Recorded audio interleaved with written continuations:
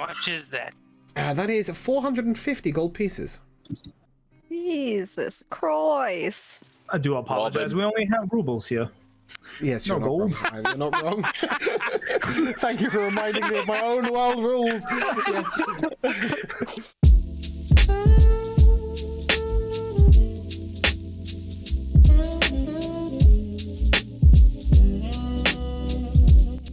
Welcome, welcome, welcome. Welcome to Sogravia, the Last Bastion. Unfortunately, one of our players is unable to make it today, and for that reason, we will be introducing him at a later date. Bye, Caleb. Nice to know you. So, our campaign begins in Sogravia. What is Sogravia, you might say? Sogravia is a country within the continent of Listris. Its capital is Jastern. Other towns that are important include Van Hania and Kovac, the frontier towns, and Carthan, where our story begins. Carthan is a dual-politic town. It is firstly a town under the rulership of King Narus, as is the whole of Sogravia. The second most prominent city in Sogravia, it is also the location of the Tower of the Magus Arcane. The Magus Arcane are continuously trying to break away from King Narus' rule and form their own government, but they have not yet got the backing of the people. Narus, however, relies heavily on the Magus Arcane to keep the Shadow Veil at bay. Who are the Shadow Veil? The Shadow Veil are an evil group of shadow sorcerers and their minions who have been advancing across the continent of Listris. Sogravia is the only country that remains not under the Shadow Veil ruin. The Shadow Veil dominates Mistralia to the east of Sogravia, bordering the country along the whole of the east and some of the southern border, and Sandhoven to the remainder of the border. Sogravia remains the only nation in the Listris continent not under the control of the Shadow Veil. Within Sogravia, however, there is strife, not just between the Dawn soldiers of Narus and the Magus Arcane, but also with the rise of the priesthood, the Furian Guard. The Furian Guard are primarily paladins of goodwill, but have recently become a lot more strident in their preaching and recruitment. In some places, rumour says it, they have even sacked towns that have refused to join the Furian priesthood. Clerics at the upper reaches of the Furian Guard primarily worship Lathander and believe that light will conquer the darkness of Sogravia. Our campaign begins in a boat, just off the coast, and just bear with me a second. Here you are, sailing away. We begin with 6 prisoners in a hold of a prison ship. We have sailed out from the edge of Carthan, and they find themselves chained to the hold. In one corner, a dark gentleman is with a shady exterior. He's not all entirely human. He's a little greyed around the edges. Lies on the ground with his arms chained to the very floor of the ship. He looks up, and you can see that he is wounded, and he speaks to each member of the party in turn, beginning with our Warren Strix. If you would kindly introduce your character, please, Warren. I am Warren Strix. Most people just call me Warren. I was an interrogator for the Magus Arcane before unforeseen events has wound me up on this prison boat. What are you in here for?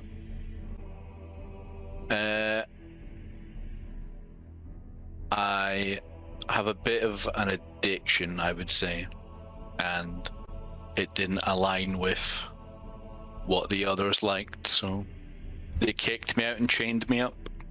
I understand addiction. And what about you? And he points to Losk. Who are you? I am fatherless, motherless, godless, and countryless. I have no cradle, no funeral shroud, and I wish no lover to kiss me proud. My skin and hair is pale as snow. My clothes, however, is red as a rose. The name I inherit is lost, so now I go as Losk. And a poetic type, you seem. What are you in here for? Lavi? I found this clothing. It's quite ostentatious, as you can see. I stole it and, well, killed the man who used to bear these. Oh my. Murderers. Murder. Most interesting. And you, Drow?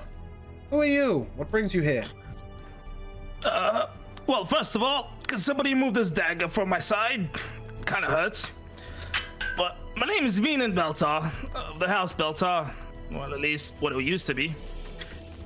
I'm here for I don't know, having not so well of relations with my kin.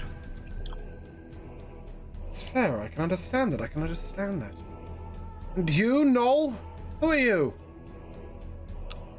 Name's Defender. People in my pack call me Finn. Ben. I'm in here for, killing some people. A worthy cause? Or just a bit of fun? In my eyes, it was a worthy cause. Worthy cause indeed. And you, you look the shady type. Undead. Who are you? My name is Tylon. I'm not entirely sure what I've become. It was not of my choosing. But I'm in here because I failed to kill my target, a noble. I don't have fond feelings for noble due to my past life that I can never forget. Me neither. They took everything from me, and I'm gonna take everything from them. Well, better see what we can do about getting out of here. Any of you managed to sneak a dagger on board? Wait, you, Drow, did you say you had a dagger in your side? Yes. Can anybody I do reach not it? know how it got there. I'll try. Do I make like a dex check? No, just sort of, make a sleight of hand check. Let's see whether you can sleight of mouth to get your dagger out. Sure. Sleight of hand. 12.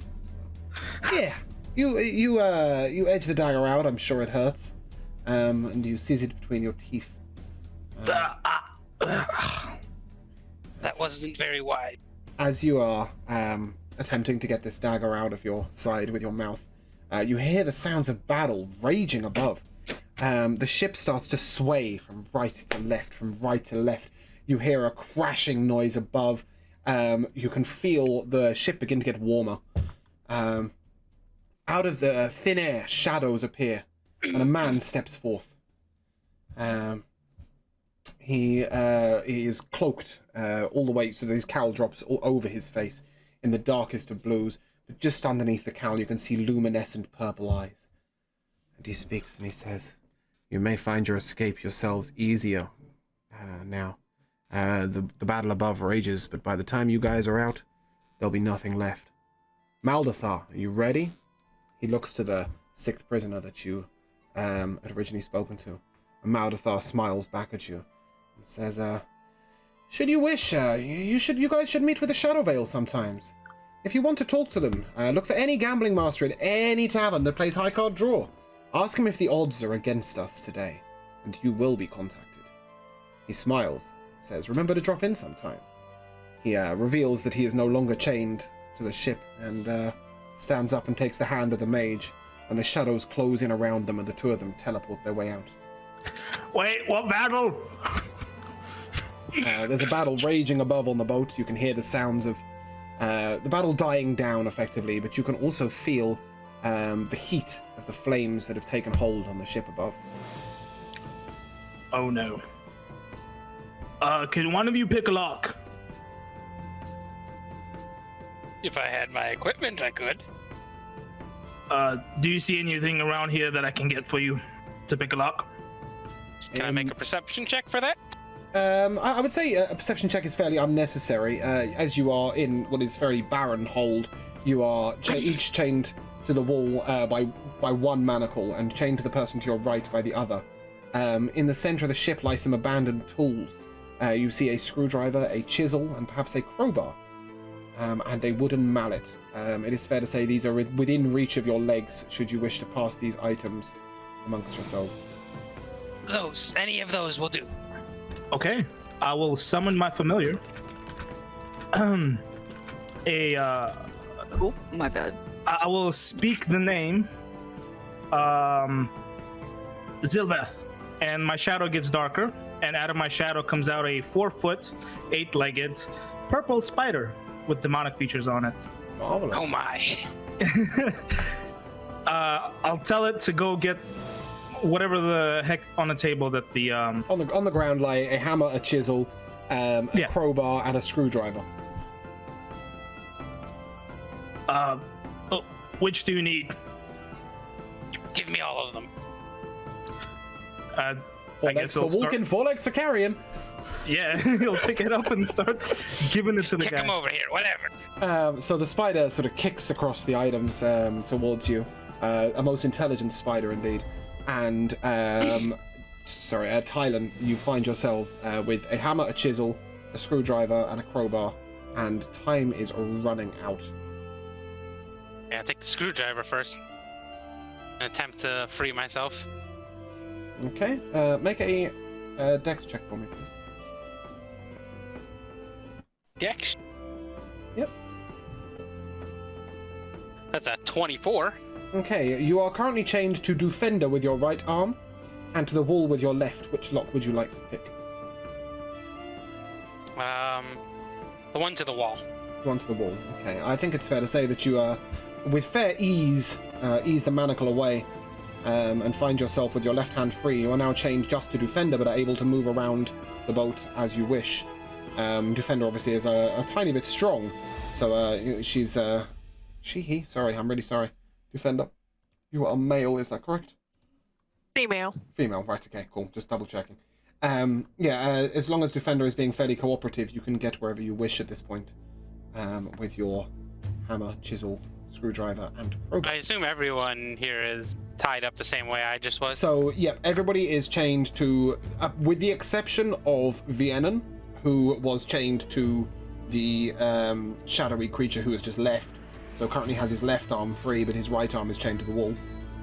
The rest of you are either chained to each other or to the wall, depending on which hand you're looking at. Would Defender look very powerful to me? Very much Right? so. You look pretty strong, right? It's a big ass Okay. knoll. Cool. I'm gonna try and get her hand off the or his hand. No, her. It was her. Hand, We yeah. just said Her this. hand, yeah. Her hand off the wall. Is this a screwdriver dex, or is this a bit of hammer and chisel motion going on? I'll try with the screwdriver. Yep, give me another dex check. An 18. 18. Yep, okay. I think that's fair to say that Defender is now no longer chained to you. Do you also wish to free her from the wall? I wanted to free her from the wall. Oh, sorry, yes. It's no longer chained to the wall, but the two of you are chained together. Okay, I'm gonna give her the crowbar. Okay, as you hand her the crowbar, the flames grow in power. The beginning of the hold above you there, you see a trap door just above your head, and the edges of it are beginning to burn away. Go, we gotta go. We gotta do this faster. Defender, you have a crowbar. I'm gonna drag myself over to Venan and Yep. try to get him out from the wall. Yep, okay, Off make a the wall. strength check for me, please. Strength check. I just click on strength. Yeah, make sure it's at the top as opposed to your saving throw.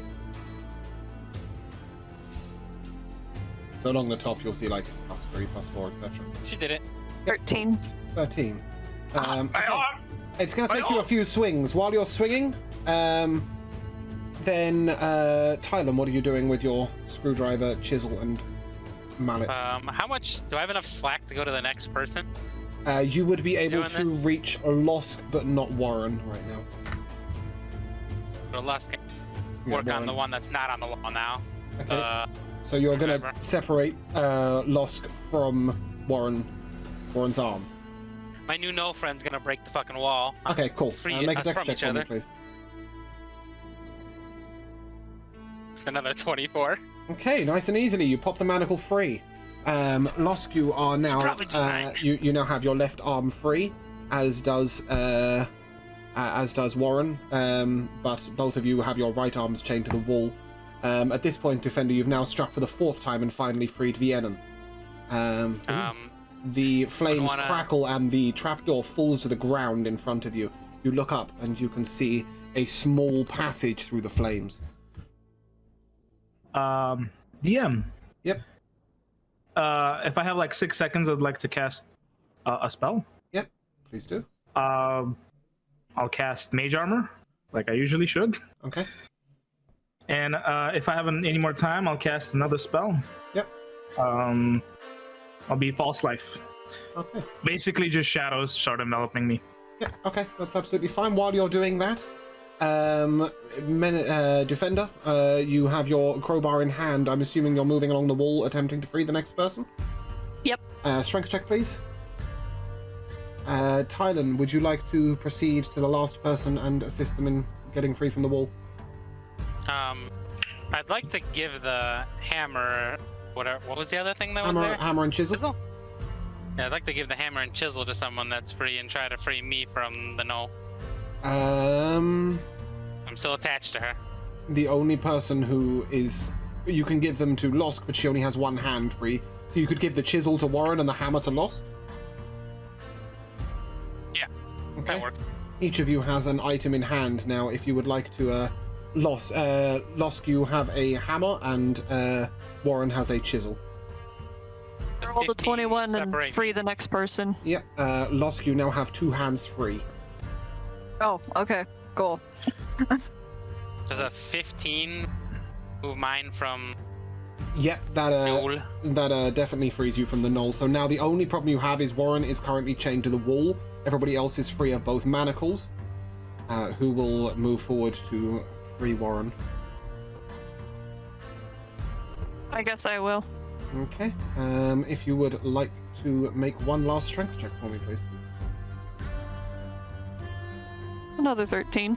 Another 13. It's going to take you a few blows. As you make the second blow, a humongous boom sounds from above, and the ship begins to list drastically to one side. It is now what was previously a trapdoor above your head is now a passage in front of you.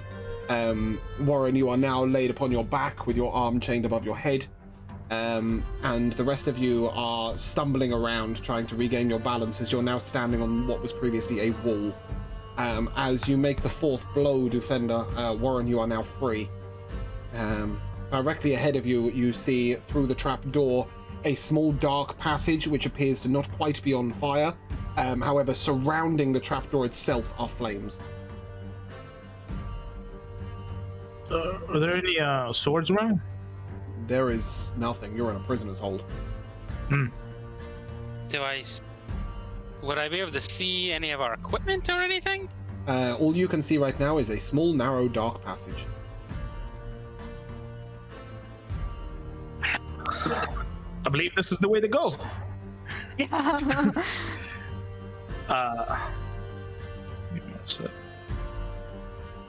Okay, I'll take points sorry. if you guys would like, and I will continue on. Okay, Alex, make a Constitution save, please.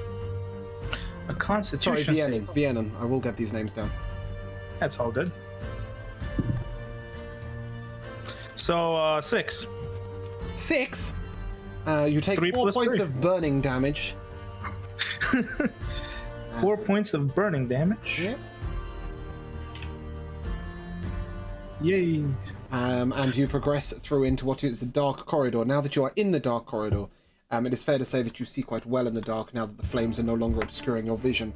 At the very end of this corridor is what appears to be 2 locked chests, manacled down one on top of the other. They are now on their sides. One lies cracked and slightly open. You see the gleam of metal within. At the end of the corridor forks into a right and a left. Can I use my dagger to pry open one? The one that's already halfway open? Yep. Thank you. If you would like to make a sleight of hand check for me, please. Okay. It is 11. An 11. Okay, if you would like to make a strength check. Sure. It is an 8. You currently have your dagger wedged in the opening of the chest. You can neither retrieve the dagger nor open the chest. I mentioned earlier that I would like to follow. Okay, make a Constitution save for me, please. Actually, sorry, Losk, you are how tall? 5'7". 5'7". Make a Dex check for me. Shit, how do I do that? Oh wait, that's acrobatics. No, just Dex, So up the top, you will see your skills listed left to right. You just click. I got a 17. A 17. It is fair to say that you are quite easily able to maneuver yourself in a way that gets through the flames that are now receding ever so slightly, as the air is coming from a different place now. The boat is on its side, and can avoid taking damage. You are now in the same dark corridor, but with less vision than our drow. But still a fair bit of, you can still see fairly clearly. You can see him standing at the chest with one dagger wedged. How would you like to proceed? Can I take that dagger? Like, it's wedged within the lock, right? When he was trying to lockpick it? I believe he wedged it in the crack, is that correct? Yes. Yes, so it is wedged in the crack on the side of the chest. It would take a little bit of strength to unwedge the dagger or to break open the crack. Or a little bit of dex to attempt the lock. I believe you have a chisel in your hand, is that correct? No, a mallet. I had a hammer. Yeah, you had a mallet, yes. So you have a mallet. Yeah. Hitting the dagger with a mallet would probably, if you imagine that it's wedged into a crack that is sort of, it gets smaller as the dagger goes in. Right. So the opening crack is larger than where the dagger proceeds inwards. Well, first of all, I'm not the one who should be having a hammer, so I'm gonna toss the hammer over to, what's your name? Defender? Viennan. Oh, to Vienna. Because I'm like next to him. Yeah.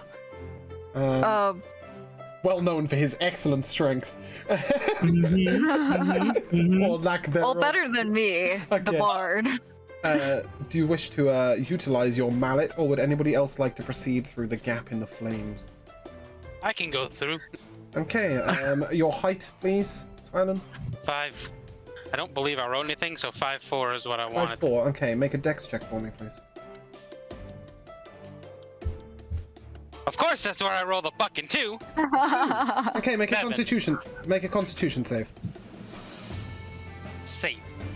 Yeah. 3? 13. Oh, 13. Okay, you take 2 points of burning damage as you shrug the flames off of you as you go, and you find yourself standing next to these slightly lost adventurers who don't know how to open a chest. I wish you to proceed, Tylen. You guys need some help there? Can I use my bardic inspiration to whoever tries to open the chest?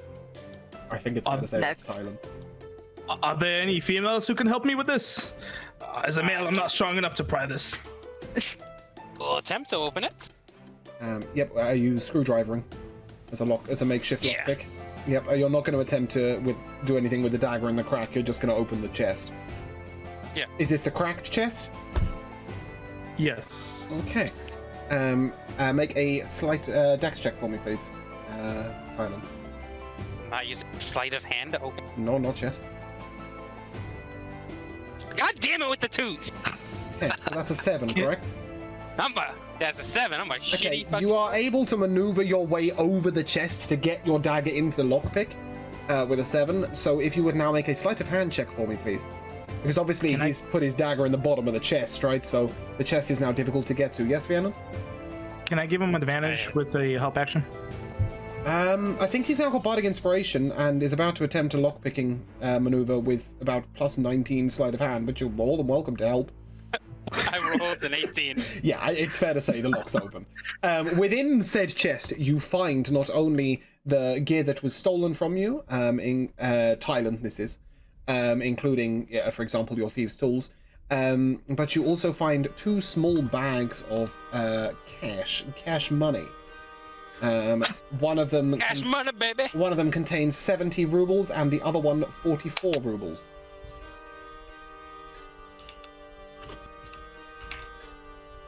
So that's 114 rubles. No, that is Tylen's equipment and Losk's equipment and Defender's equipment. Is there another chest here? There is another chest directly below it with no crack. And you also still have your dagger stuck in the chest that has a crack in it. Coming to Warren and Defender. Warren and Defender, you are currently in a chamber that is getting hotter by the minute. I make my way through. Oh, sorry. Okay, Warren, your height, please. I'm 5'10". Okay, make a dex save, please. Dex check, sorry.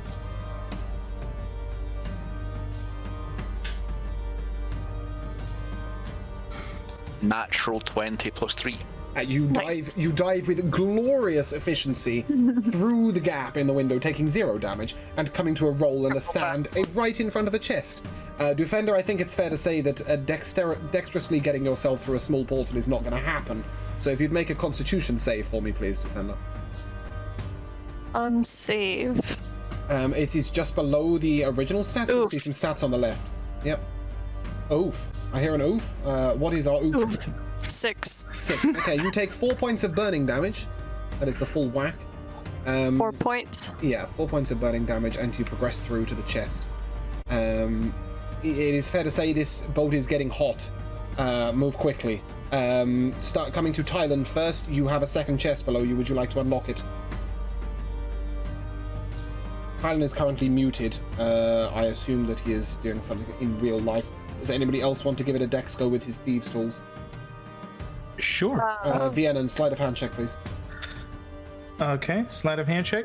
Yes. Does he have advantage? I mean, does he have proficiency in it? He does, you don't. Okay, I'm You're just gonna use his curious. tools.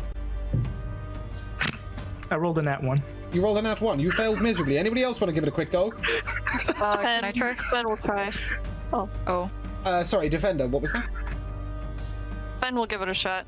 Okay, would you, as Fen the monk, are you attempting to dexterously use his tools or bash the shit out of the chests? Try to use his tools. She's Okay, more dex based well, than yep, strength based. if you would like to make a sleight of hand check for me, please. A 3. Wow. Yeah. Okay, you have a chisel and a mallet in hand, guys. Does somebody want to make a? Does somebody want to attempt a different manner of opening this chest? Fuck this. Here, give me that. And then I'll try to do a Yeah, let's strength. have some strength and roll this at advantage, please, given your size and the size of the box. Advantage. So I just make 2. Just make 2 and pick the higher.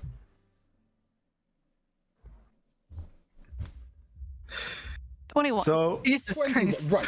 Okay. thank God. At this point, you have not only chiseled your way through the lock, you have also managed to retrieve his dagger with your mallet. So take your dagger back, please, Rhiannon. Within the second chest, you retrieve the stolen equipment of your previous companion, Kalen. You find Warren's equipment, you find Viennan's equipment. You also find 2 potions of greater healing and a ring of water walking.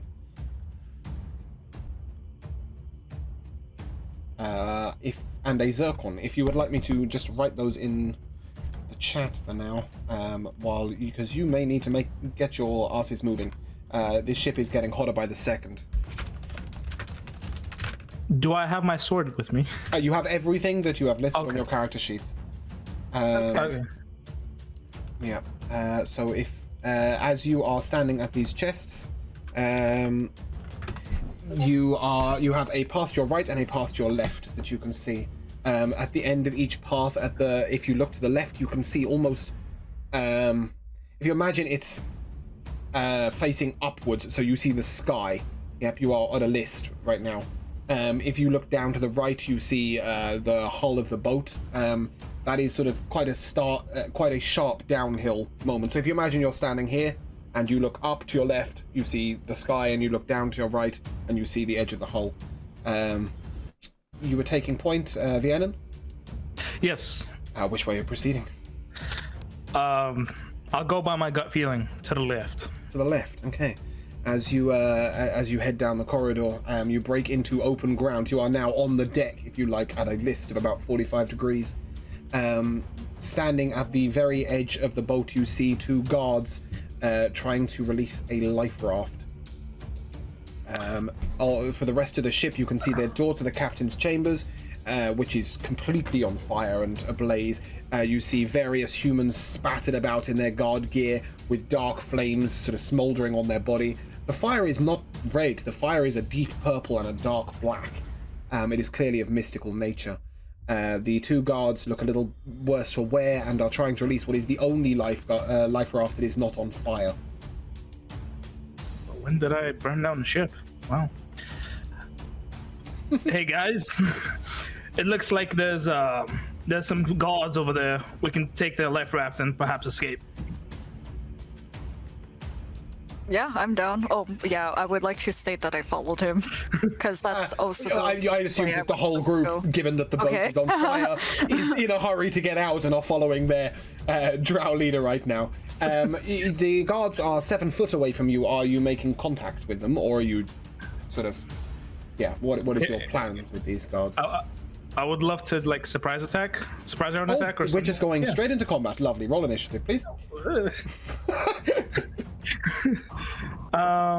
Initiative.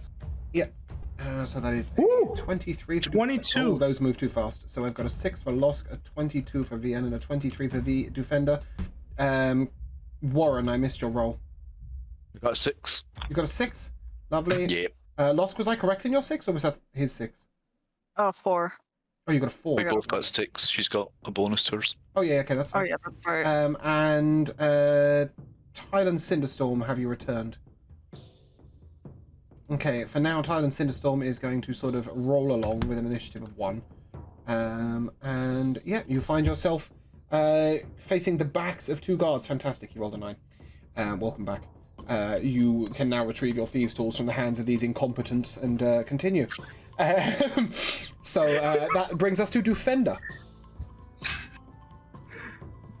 2 relatively well-armored guards stand with their backs to you over a life raft. You are 7 foot away.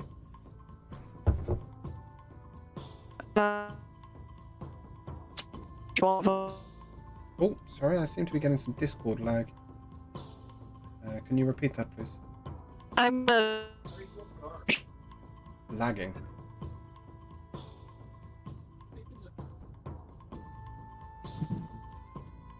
Is it good now? Yeah, it's great. Can you hear me now? Yep, I can hear It's you. better. Okay. And it's gone. Yeah, that's good. Maybe you I'm can rush one of them and see if I can push one overboard. Okay, if you would make an athletics check for me, please.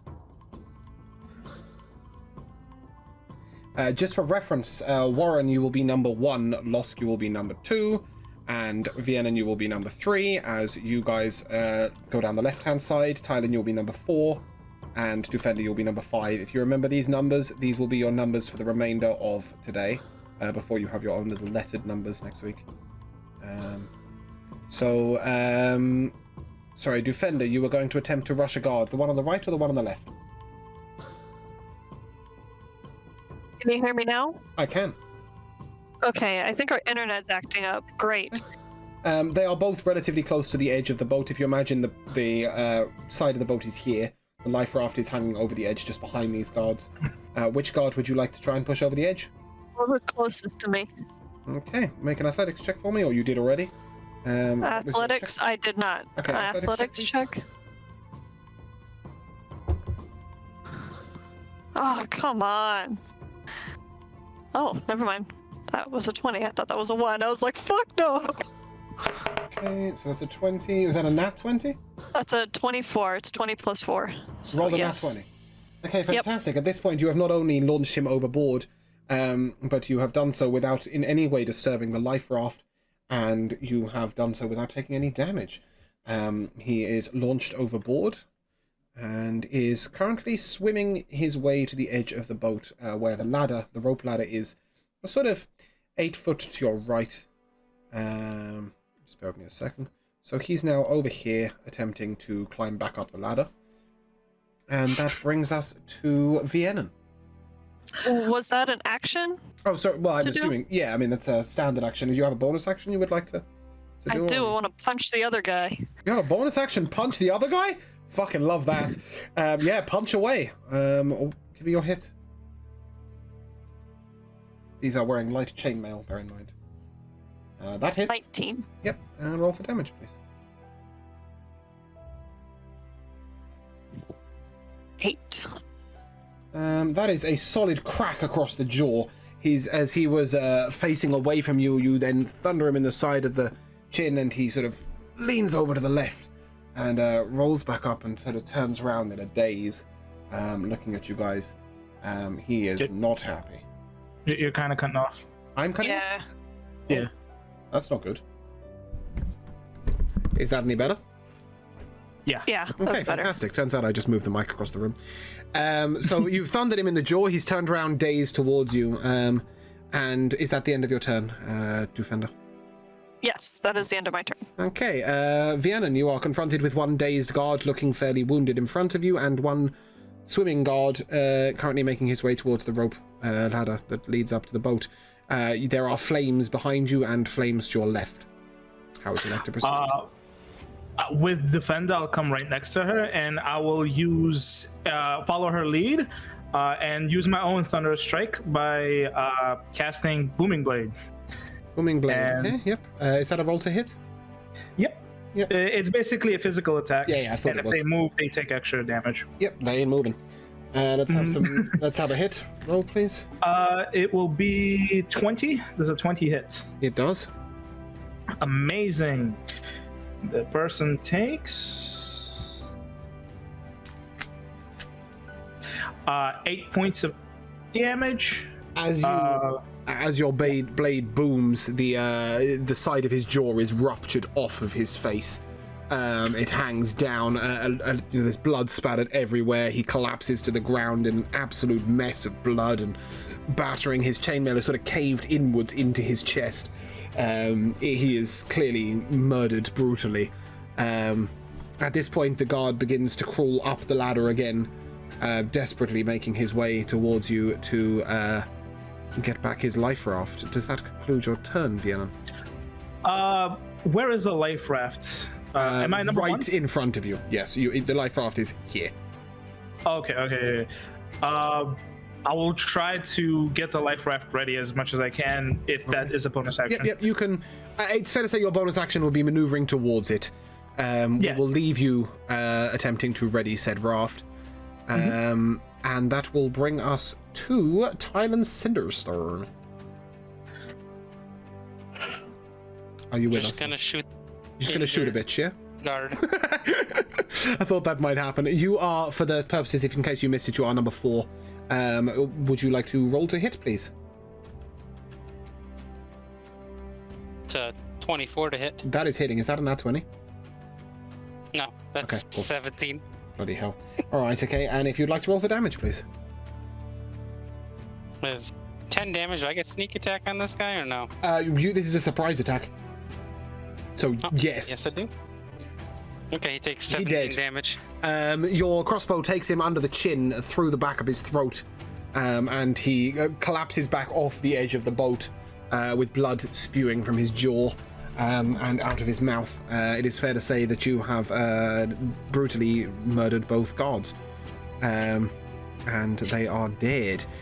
So you are now Vienen, currently readying a life raft. It is Indeed. as this isn't the Titanic, it is plenty large enough for the rest of you, although it is a standard size of life raft. So if you would like to continue with this, can you make an intelligence check for me, please, Vienna? Oh, I can definitely do that one. Give me Roll a for one. second. Oh, god damn it. 15. 15. Okay, that's enough for you to understand that the lifeboat faces upwards. You don't put it capsized in the water. You understand that the two ropes need to be untied. And you discover a pulley system on the left that lowers the boat down, and a rope ladder that leads down. Instead of untying them, I'll just cut them. Okay, that's absolutely fine. You cut the two ropes, nice and easy. They're very thin. And the life raft is lowered to the water. At this point, I would like to give you some items to divide between you. In the first chest, you found 2 potions of greater healing, a ring of water walking, a zircon, which is a gemstone, and 114 rubles. 100 rubles rained from the sky in a bag from a cloud and landed upon the deck in front of you as you finished the last enemy also. So you find yourself with 214 rubles to separate. So if you have a look in our channel chat, you will find the exact amount. How would you like to divvy these between you? May I have this twitching dagger? Let me abbreviate this. I will call this a twitch dagger that was in my side. Yep. That's all I want. Yeah, you can keep it. You can keep the dagger that hit you in the side. Yes. As for Thanks, the rest of you? 214 gold, or rubles, a zircon, a ring of water walking, and 2 potions of greater healing are up for the grabs.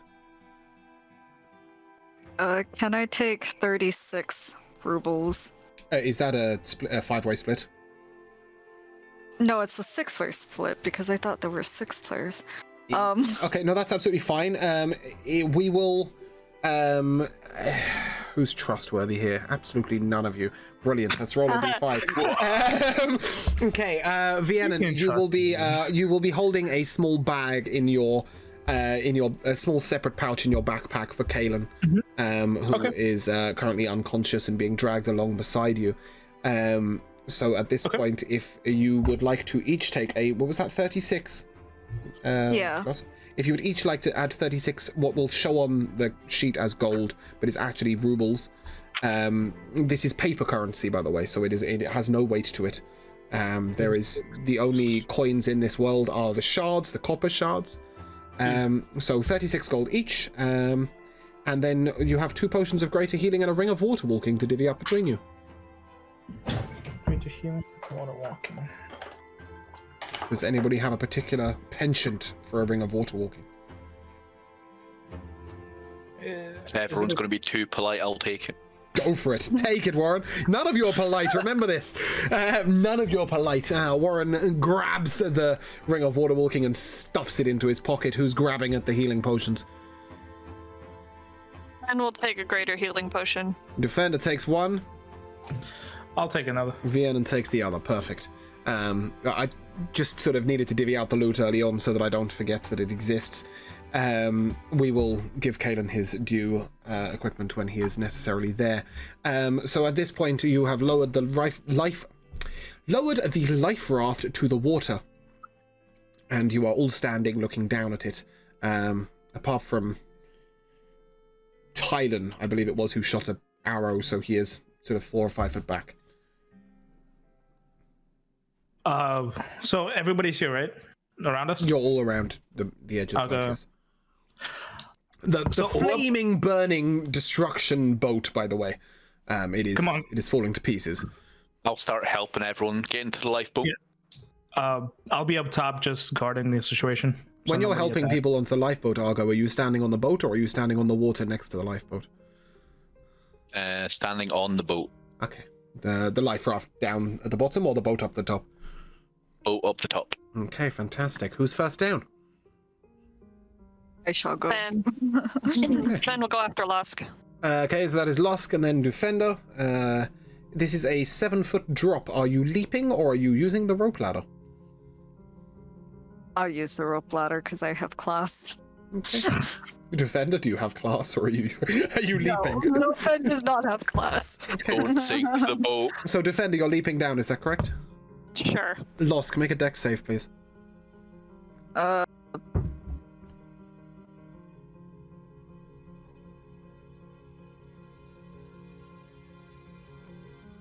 Hello? Oh shit.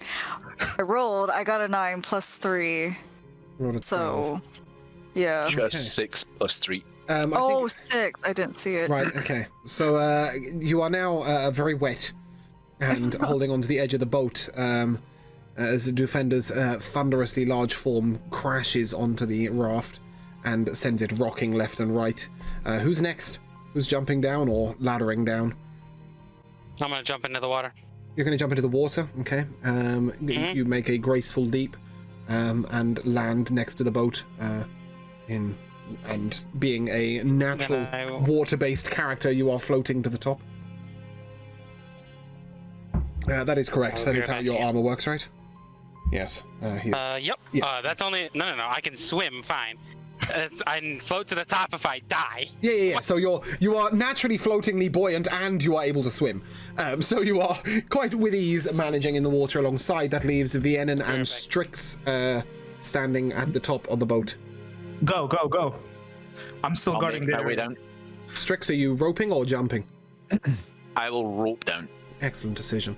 As he makes his way down, Vienna and you turn one last time to the boat and see one half of the boat literally rupture and crumble away from the flames. How would you like to proceed? How? Like, is anybody still alive there? No. There No. are some smouldering corpses. The captain's chamber is completely aflame. Half the boat has just ruptured away, so you are now sort of standing on what is effectively a very badly formed wooden raft with a sail on the top.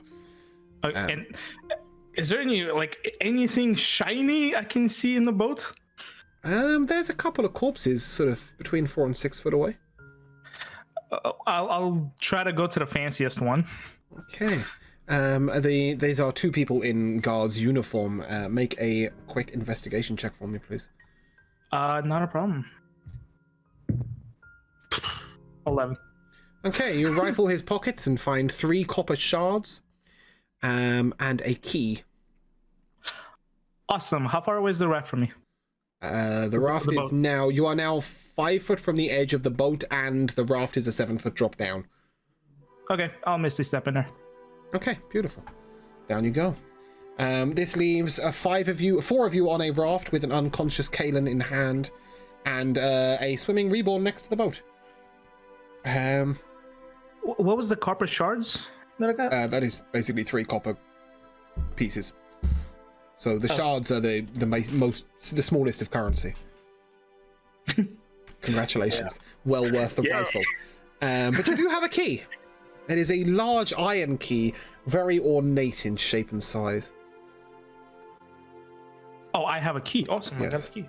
I don't know whether you know what the key is for, but alas, you have a key. Nice. So now, as you are standing on your raft next to your flaming boat, you are approximately 140 foot from shore. Losk is sitting there, wet, not happy. His clothing is extremely ostentatious, and it was. He's not happy with how it's been ruined. So he's just sitting there, with his hat in his hands. Yes, this is a hat containing a small amount of water that you could possibly drink from, that is, sopping, and the wonderfully made quills are sort of drooping to the side. Yeah. Who's wet? Did I see? Losk is wet. Losk was knocked into the water when Dufender... Losk was sent into the water when Dufender made a not so graceful leap to the boat. I see. I'm going to use prestidigitation to just clean him up a little bit. Yeah. Oh, quite the giving drow. Hey, I gotta survive. Well, that was definitely a fun time. Who are all of you? Not for them. So Ben will take the paddles and start rowing away from the boat. Paddles? Or Can whatever. I get in the boat first? There are no paddles. You left those on the boat. Smart. You're on a raft. Oh, okay. That is it. That's all you've got is a raft. Doesn't have paddles on it. That which is a life raft. Nobody looked around. Just a quick reminder in reference to what Viennan said. That is beautiful. I love that. What Viennan said, he said, "Who are you?" Bear in mind that you would have witnessed the introductions made to Maldathar in the hold of the boat, so you would all at this point know the very basics of why you guys were in the hold and each other's names. It's fair to say you've probably referred to each other by name a couple of times by now. So our Warren. Since I'm still not in the life. Yep, you are still. Just gonna go turn back around and grab some boards from the water. Okay. You can. Yeah, the boat is crumbling to pieces. A couple of boards would be well within your reach. At this point, our slightly vampiric cleric is standing upon the water and pushing the boat, sort of, if you imagine, a bit like a wheelbarrow, but he's a bit lower down. It might be a little uncomfortable, but the boat begins to move. I'm assuming you meant pushing it towards shore? Yeah. Okay. He's just gonna kill us by pushing us out to Just sea. keep going out to sea, lovely. Yep, so as you are pushing yourselves towards the sea, I should also mention in the boat, in the boat when you opened your first chest, there was a small set of sort of sailor's rations for each of you, apart from Tylan, that you would have had on you when you were first taken, and a water skin for each of you. So food and drink is... you have some food and drink. Admittedly, Lost is a bit wet, but It's been pre-digestated, so it's wet and dried. Probably not very tasty. But yes. Prestidigitation, I'll add flavor to it. Yes. So what you've effectively done is season your food with some seawater, salt. Hey, that's salt. Hey! So yeah. Bear in mind, you also have one teleportation scroll that you found on in the chest. This teleportation scroll would only allow you to go to where you have already been, and as not all of you have been to the same place at any time, it is fair to say that it is not quite usable yet. It may require some studying and perhaps some identification before you truly know the meaning of it, but it is within your grasp. Yeah, you find yourself slowly moving towards the shore at the hands of our Dampier cleric. And Tylen, I think it's fair to say 2 4-foot boards were just about carryable while swimming back to the boat. So you would have now made it back to the boat with 2 4-foot boards. How long are we gonna get there to the shore? Is basically my question. A few minutes. 150 foot's not a long way to paddle, especially if somebody's walking and pushing you. And I'm guessing there's a town in front of us? No.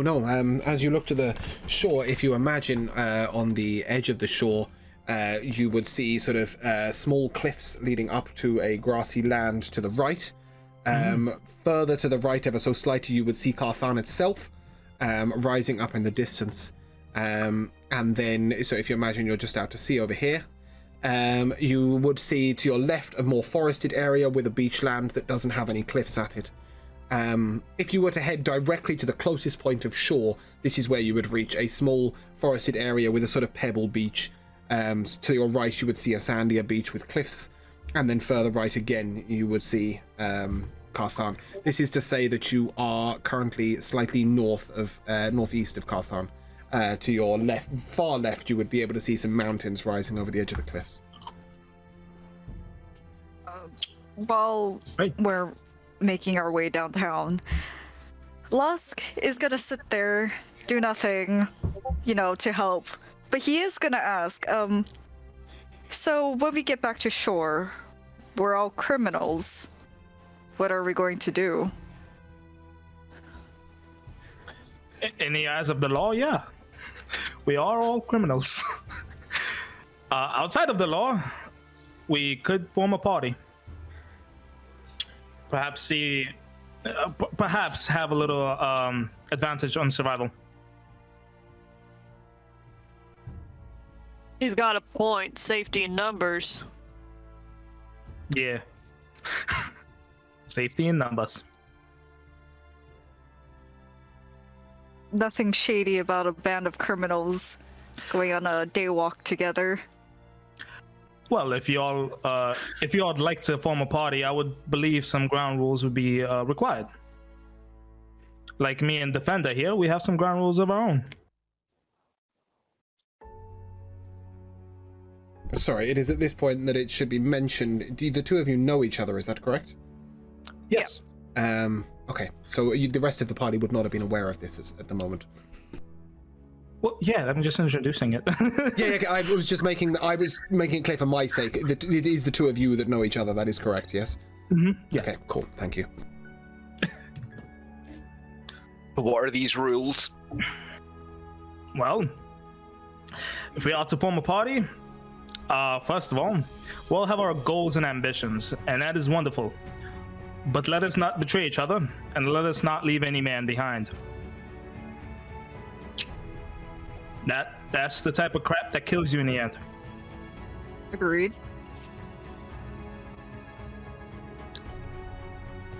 That's it. I see. We don't have much of a choice but to band together. I'm all for it.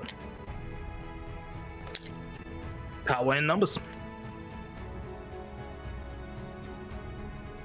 Tylen, you haven't said anything so far. What do you think? Tyler. What do I think? I think I have no idea what's going on. I'm very tired and sleepy. I'm gonna go to bed. Indeed. Can I have a real question that I can answer? Yeah. Sorry, just to summarize quickly in case you missed anything. So this is Sorry. That's all right. Vienna and Defender have just sort of made it known that they knew each other prior to capture. and have said that the ground rules they would like to establish if we're going to work together as a party is that they must remain loyal to each other, leave no man behind, and increase our chances of survival with that. Is that fair to say, Vienna? Is that a decent summary? Yep. Yeah, okay, that is the suggestion that has been made, and then they have asked if you agree. As long as one hears and I have no problem. You're also cutting out really slightly, man. You're going to come a little bit Well. closer. Thank you. Fuck do you want me to do that? Shout at me. Yep, so... I'm in the fucking rain, leave me alone. I'm sorry.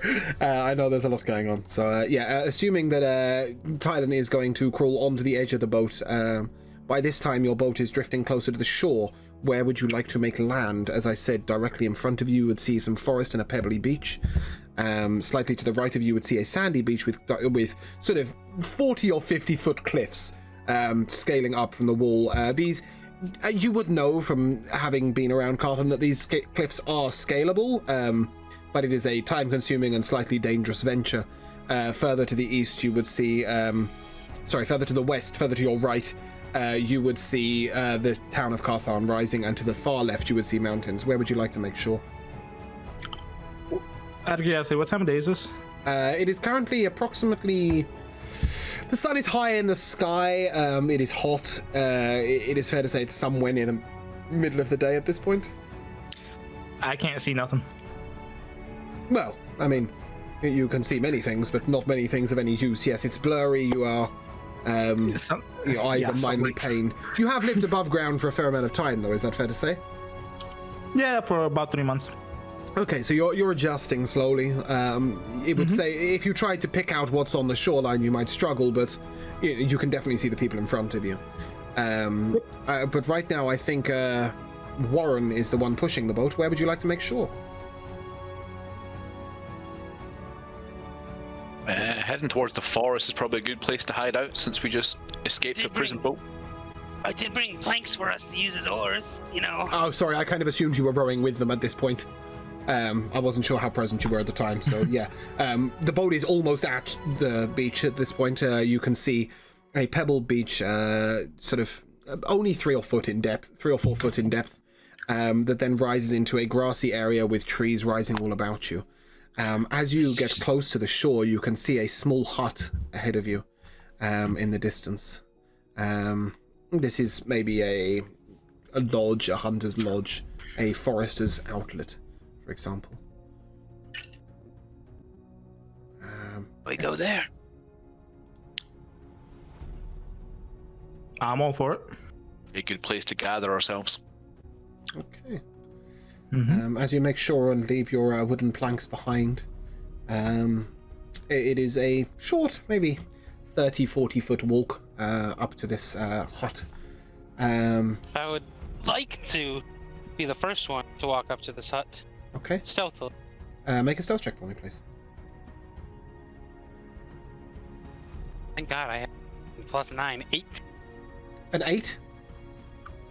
18. Okay, sorry, I was going to say, how did you roll an 8 with a +9? I can't even roll an 8 with a +9. Yeah, I did think so.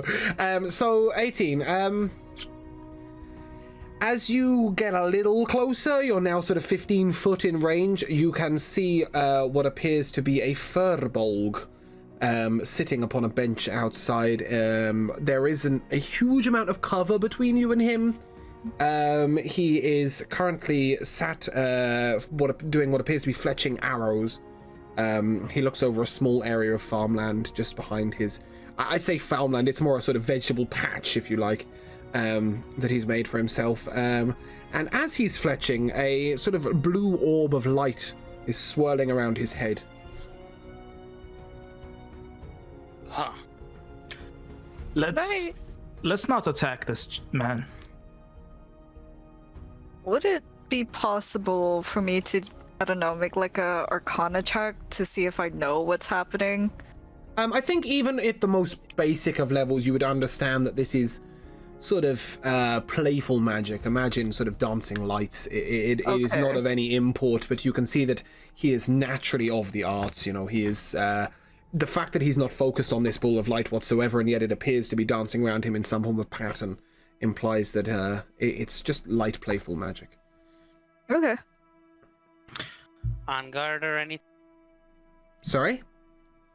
Does he seem like he's dangerous, angry, on guard or anything? No, he seems like he's quite pleasant and relaxing in his forest environment. This must be his natural home. He seems quite at ease. Maybe a little bit gentle in nature. I'm gonna turn back to my party and be like, I'm gonna try and get us without any issue. I'm sorry, you kind of cut out a little bit. Yeah, Catch any of that, my friend. So I'm gonna try and get us in there without any issue or minimal issue. Okay. Are you very persuasive? He is. Sorta. May I suggest I do that instead? Sure, I'm I okay guess. either way. I still have Bardic Inspiration. You do.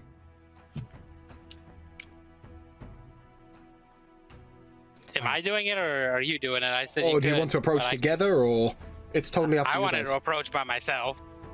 Sorry, are you attempting to approach in stealth, Tylen, or are you approaching him I approached face to in face? stealth just to see, but I was just Right. gonna walk up to him after that. Losk, would you like to go yourself, or would you like to let Tylen go? He's given you the option. I would like to go. Okay.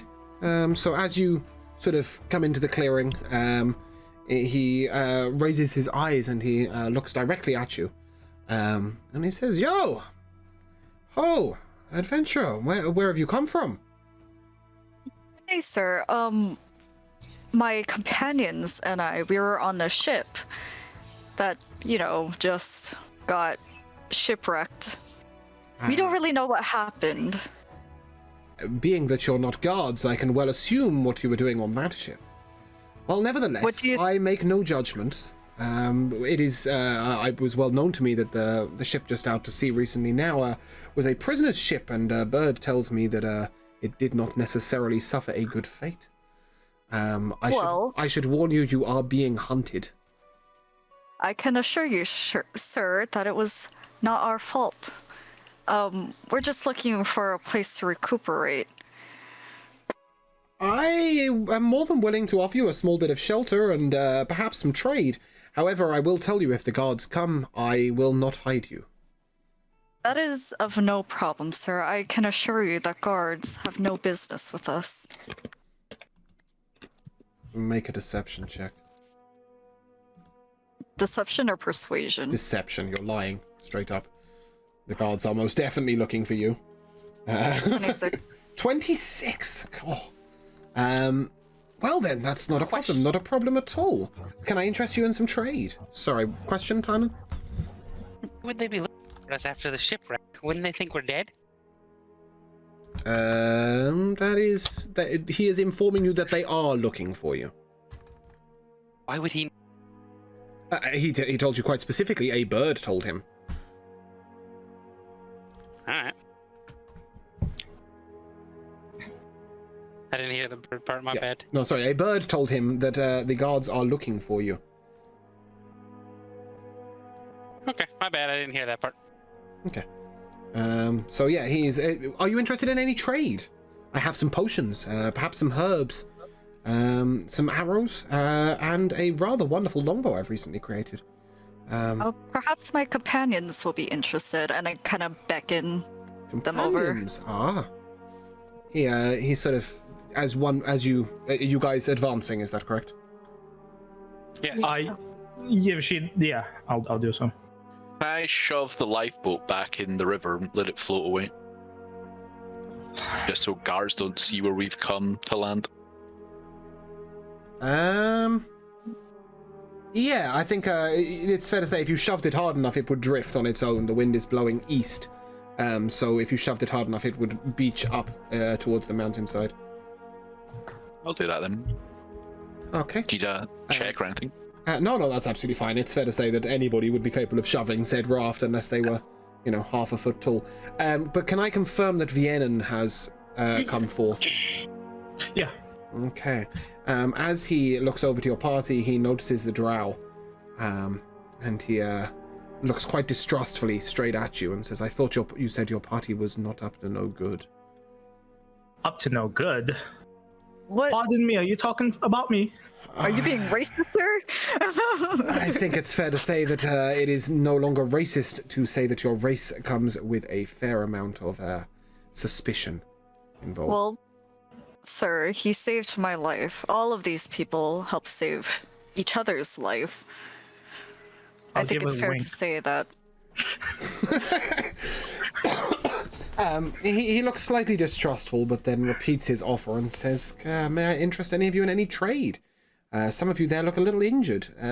Perhaps I could offer some healing assistance in exchange for the tale of your escape. Sorry, in exchange for your tale of travel from the boat. Of course. Why would we escape? I was never a prisoner. I was merely traveling with them. I could go anytime I wanted to. Make a deception check, please, Vienna. Also, your microphone has changed very drastically. Oh, I know why. Hold on. Now sounds like we're currently in a microwave with you. How about now? That's beautiful, thank you. I gotta fix my wire. That's alright, can you make a deception check for us, please? Can it be persuasion? Because technically I wasn't lying about I I've could just go. told him you're not a but- prisoner. Sure. Deception it I is. wasn't a prisoner in my mind. Deception it is, please. Give me 1 second. Deception. Yes. 8. Yes, not prisoners indeed. I pry no further, however, it is clear that you are not telling the whole of the truth. Nevertheless, it is fair to say we are all in agreement that your ship just went up in a dark purple flame, is that correct? Yeah, we got no clue Okay. what well, happened. I think perhaps those powers look a little beyond the likes of you anyway. How did you get to land? Did you just say that looks beyond me? I How dare you? did, young sir. How dare you? I believe there was a whole shipment of guards on that prisoner's boat, as I remind you. It is perhaps I've misjudged you, but I think it's fair to say that taking them all out single-handedly would have been a little beyond your skills. How did you make it to land? With the boat, because we were not prisoners, we simply left. It's not prisoners, indeed. Life raft? Indeed. How fortunate for you. Did you escape with any riches? Anything you wish to trade? Again, I remind you, I have some basic healing. I'm more than welcome. You're more than welcome to. In fact, perhaps I might assist you immediately. And he points directly at you, the drow, and he casts. He waves his hand, and a blue light spews forth. Allow me to roll a dice briefly, and I will tell you how much you are healed for. Okay. That is a 6 HP heal. Ooh. He looks over to Defender, and he says, something more physical, perhaps. You appear to have some burns around your arms. May I touch you? Yeah, no funny business.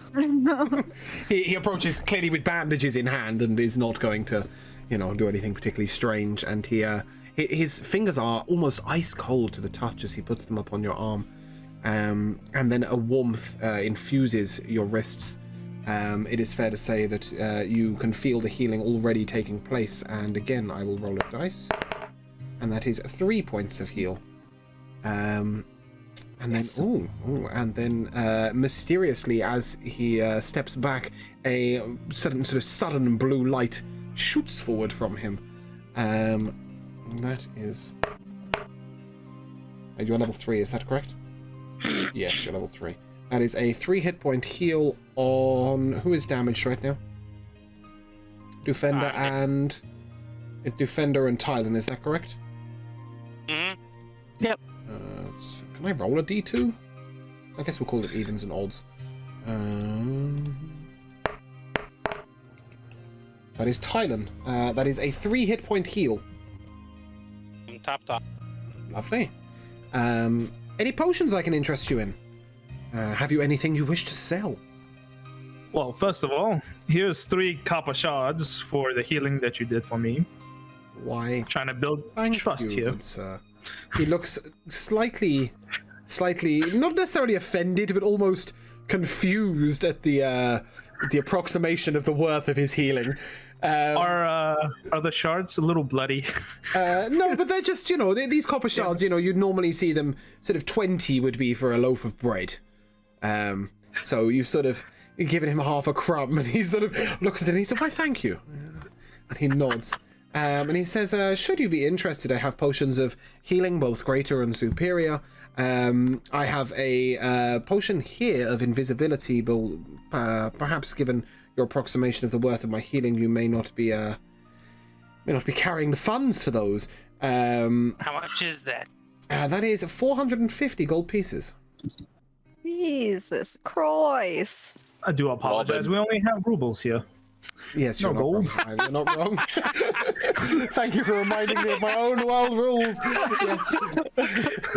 I appreciate it. 450 rubles. What's a gold piece? Yes, Never heard of this. At five rubles only are the potions of greater healing. I have 3 to sell, and at 15 are the potions of superior healing. I also have one other potion, which I have placed in a very strange place because I can't find it in the box.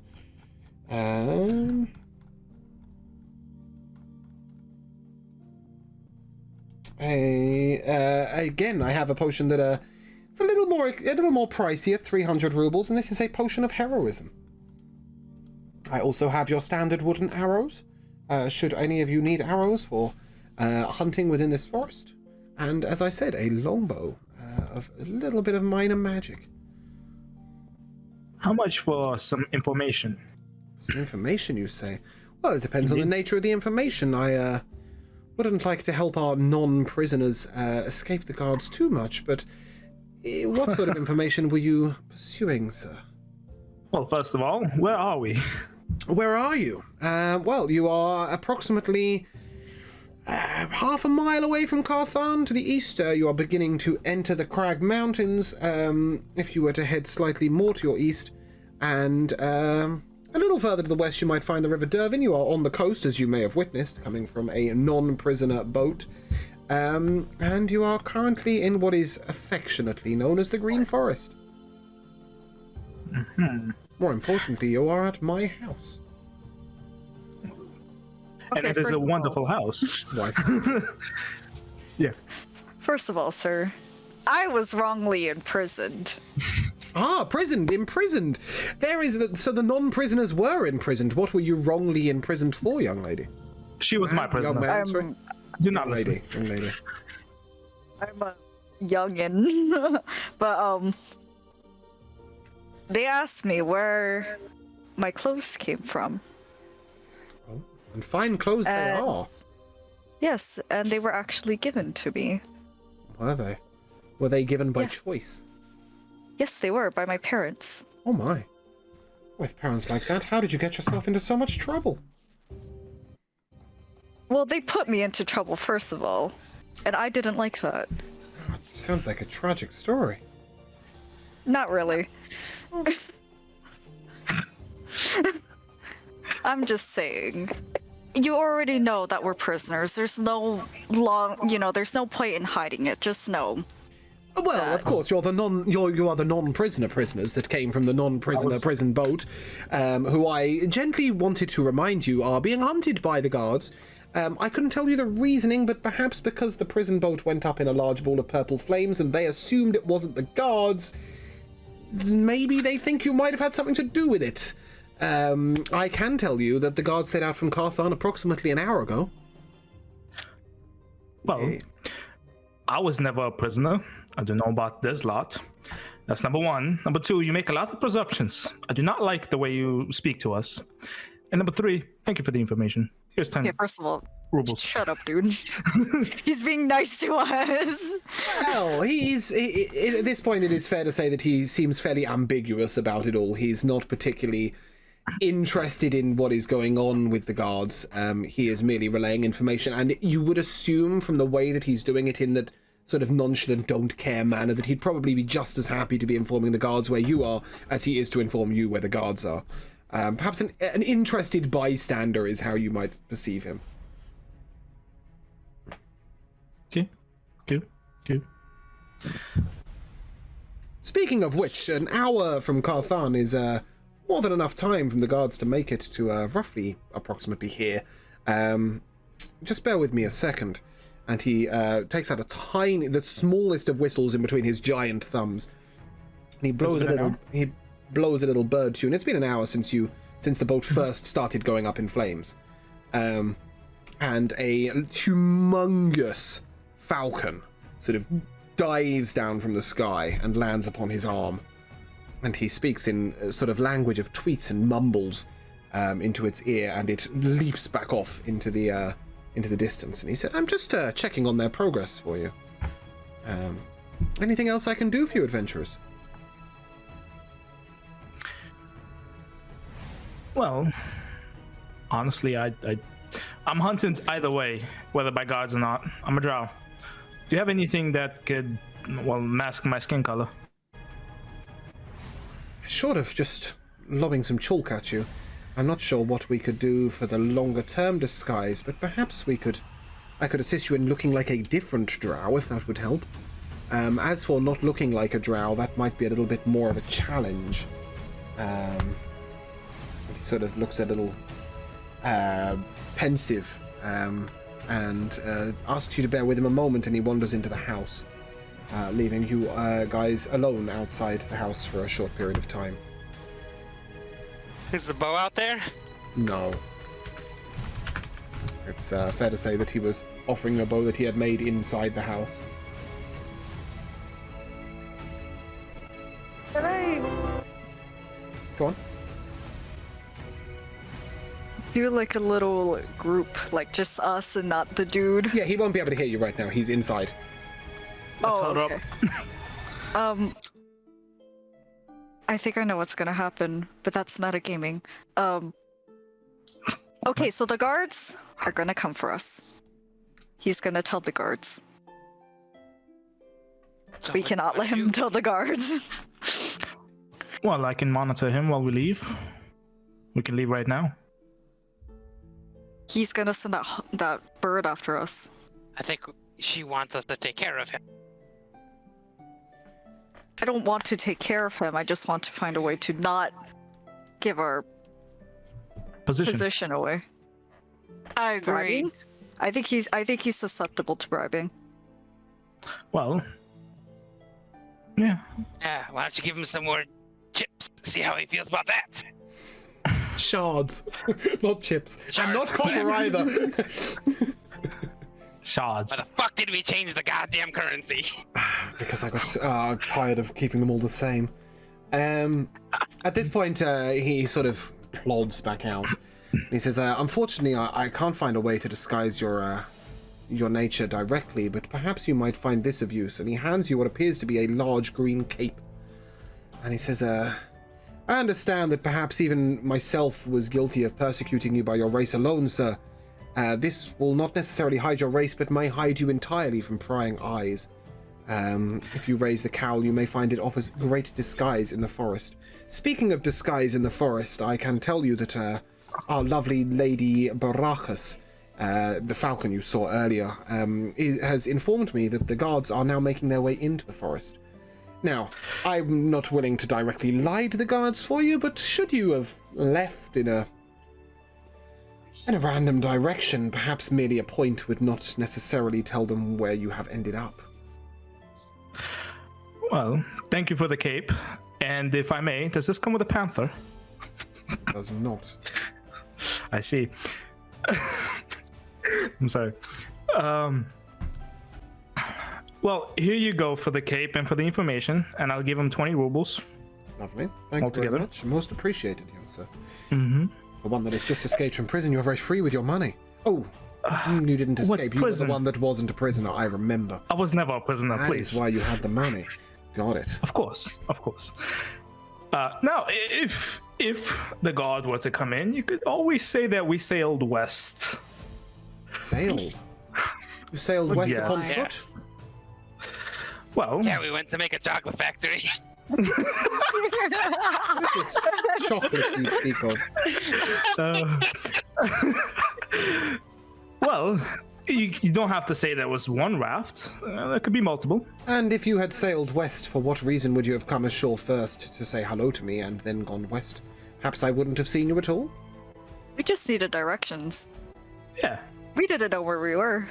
And where have I directed to you if I have directed you west? For that way is ocean and the unknown. Ah. You would have directed us to get away, which we are gonna do. Well, if you were interested in directions that might actually be helpful, Knivens, the goblin, and his small tribe make a home in the caves a little way to the east of here. They are of less than pleasant disposition, one might say, but it is a location where you would be far less easy to find. Do not worry, I know how to speak to goblins. Yes, I had them as slaves since I was a boy. I'm sure that'll go down very well with them. If you were to head slightly to the east along that path there, and he points and you see a small path, and just as at the second clearing, if you were to take a right, you would be able to see a cave shortly farther ahead. That is where you'd find Knivens. As for me, when the guards come, I am the sort of person who doesn't like to trouble the guards too much. I will mention that I saw you and that you wandered off in that direction, but after that it is up to you. I'd like to see what happens. Oh, thank you. And that's it for me. I'm gonna start walking. In which direction are you walking? The Goblin Cave. Okay, you're walking in the direction of the Goblin Cave. It is fair to say that Losk is the person he's interacted with most at this point, and he looks down at you and says, is this where we part ways? Perhaps. I'm sure we'll meet again. Perhaps we may, perhaps we won't. Life will bring what it brings. But in the meantime, yes, I think I will take a long nap. Fare thee well, adventurers. And he sort of saunters back into his home. Vienna and you were headed east along the forest path. That's what I was trying to do. Yep. Is there any way I could summon my familiar on top of the building? On top of his house? Yeah. Mm-hmm. It is fair to say that you could summon it on the ground and it would be able to scale it with ease, being a large spider. Yeah. Mm-hmm. I will give it orders to watch him, stay out of any way, watch him closely. If he, once he's done talking to the guards, report what happened, and disappear and report what happened. Okay. Absolutely. And I'll summon him back in 10-20 minutes. Cool. Sounds good to me. Yeah, and you would find yourself on a short, grassy path with large trees looming to either side of you. The rest of the party are currently at the house, and we will leave it there for a brief moment and take a short break. Just bear with me a second. We will return in approximately 7 minutes. We'll call it around 10. We'll take a 10-minute break, and we will resume with the rest of today's session. And so we resume with Vienna making his way along a grass path to the east in what is affectionately known as the Green Forest. You would know it as the Darfak Thicket, that is what it is known as. But it is affectionately known as the Green Forest. You have headed away from the house of the Furbolg Druid.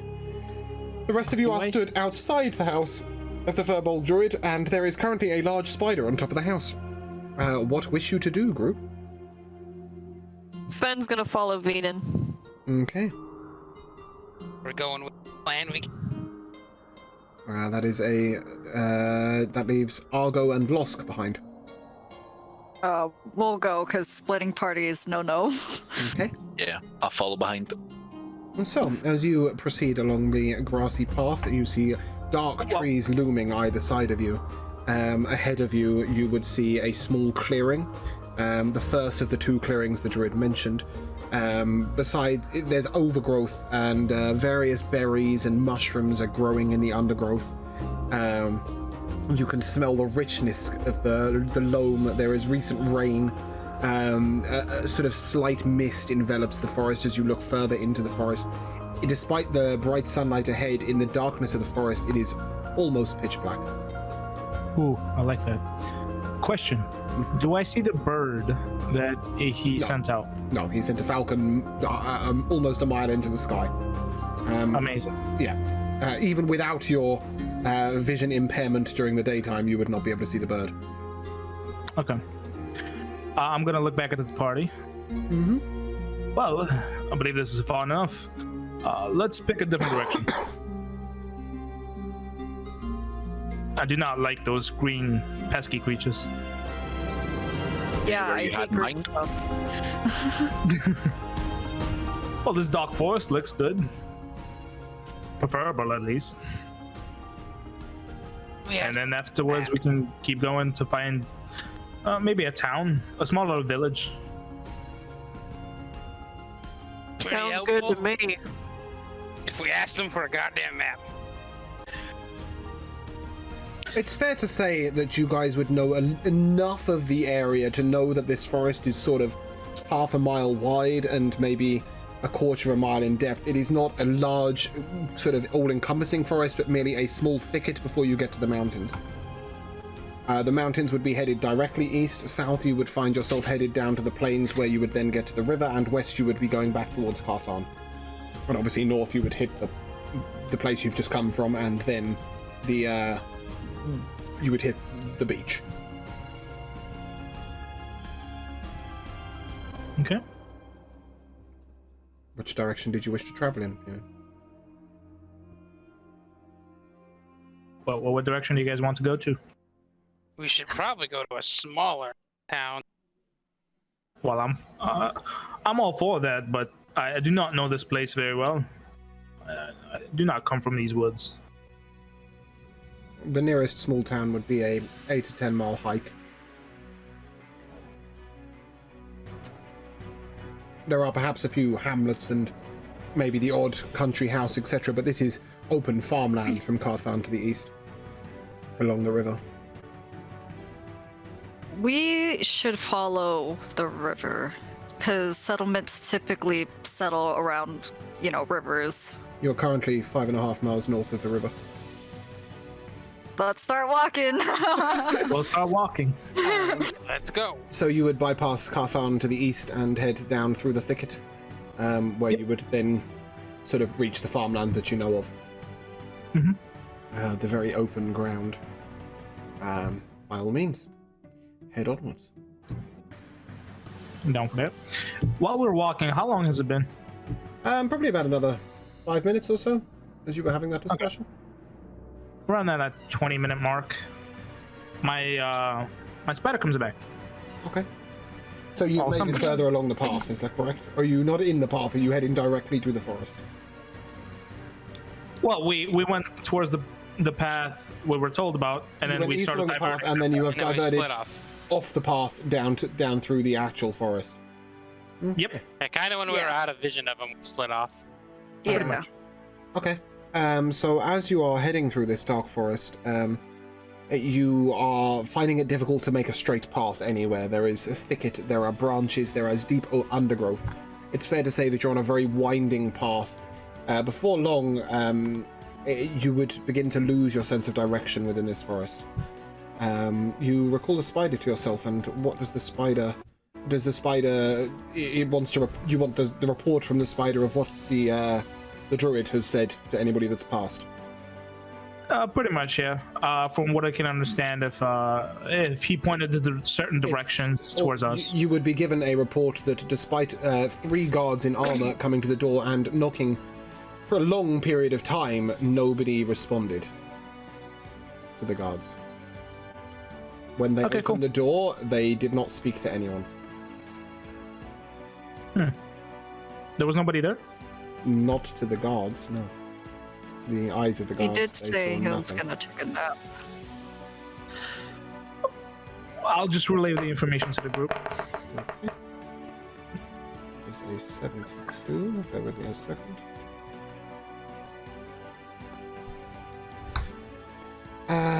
Okay, as you are wandering through this dark undergrowth, Tylen, you come across a small figurine under the edge of a log. Do you wish to Small pick it up? figurine? Yes. Sure. Sure, I'll try to Okay. carefully get As you pick it up, without. it is in the appearance of a cat, a fairly normal house cat. This is very weird. It's slightly magical in nature. Remember who my magical people are? Anyone, most of them. Anyone know what this is? It seems kind of magical, and it's a cat statue in the middle of the forest. It's kind of dubious. I do not know what that is. Is there any way like I can discern what it is? Yeah, I mean, I think it's fair to say you've got a little bit of magical understanding. If you were to take the figurine in hand and make an Arcana check for me, please. Sure. Come on, dice, don't fail me now. 18. Yeah. This is a figurine of cat summoning. If you were to stroke the figurine, you would summon forth 1d6 normal house cats. It does not allow any sort of control over the animals. They will do what cats normally do. Determine if you have any food to offer them, and if not, they'll bugger off. Amazing. Do they like? How many uses does Are it they have? scared of us? One use a day. No, they are completely normal cats. Completely normal house cats that will interact with you if you have food, and if not, they'll take no interest in you and just wander around. Okay. I'll explain what the figurine does. So that is what this thing does. If it was me, I would suggest someone who has a use of It cats. must go directly to Tylen. Oh, it has to, okay. It's I'll give fair back to to say Sal. that in some way it has attuned itself to him. Oh my gosh. Okay. Enjoy your figurine of cat summoning. And no, I don't think it's on D&D Beyond, so just remember it for now, and I'll add it at the end of the campaign.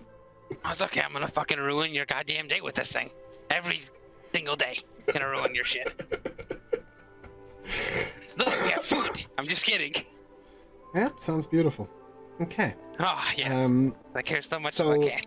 As you were discussing with the spider what happened to the druid, and as you were exploring under the log, it is fair to say now that you are surrounded by undergrowth. Yeah, it is. The sun is out of sight. It is dark. It is gloomy. Maybe half an hour has passed, and you have very little awareness of where you might be. I believe it is a perfect time to set up for a nice rest. Or wait, is it a night? Like how long? No. You've been now an hour and a half since it was roughly the middle of the day. If you want to take a 2 p.m. nap, you're more than welcome to, but that is roughly where we are in the daytime. I believe this is a perfect time to set up a day rest for at least an hour or so. Perhaps we can call it a short rest. Do the rest of the party also wish to rest and relax? I mean, there's no point. Yeah, I don't. I think perhaps the spell wants a rest. Excuse me. Well, okay, We you're are on taking the a short run, rest. remember? As you pause briefly, the forest draws you in with its nature and a almost hypnotic sense. You find yourselves receiving the benefit of a short rest as you debate whether to rest or not. The forest is already feeling restorative to you. Consider yourself shortly rested. Question. Yes. So, as an Outlander, this is you have an excellent memory for maps and geography, and you can always recall the general layout of a terrain, settlements, and other features around you. Would that be helpful in this situation? Does that? It's fair to say you'd be able to make your way back to the druid's house and to where you left the path. You probably wouldn't, as this is not an area you've explored directly before, be able to recall exactly the way to make progress through the forest onwards to the south. Okay. If you just imagine, at every moment you take 3 steps forward, you have to take 3 to the right to get forward, or 3 to the left to get forward. There are large dead trees, there are large live trees, there's thick undergrowth, bushes, brambles. You know, you're weaving round everything. It would be incredibly easy to lose your sense of direction within moments. Perhaps you have a better idea of which way is west, but not necessarily how to get there. Okay. Right, everybody, let's hold hands so we don't get lost and separated.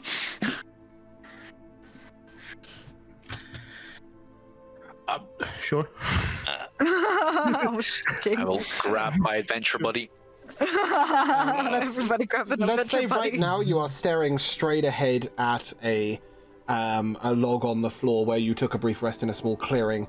Would you like to head left, right, forwards, or backwards? Or grabs my hand. I'm not a navigationalist here. Don't know where to go. Okay, let me tell Defender that heading left would most definitely take you back to the druid's house. Well, heading left is just gonna take us back to that Furbolg. I suggest we try to find another way. Can I do a survival to see? It's fair to say that every route is sort of similar to you. There is no real knowledge of where it might go. You're in the middle of a dark thicket.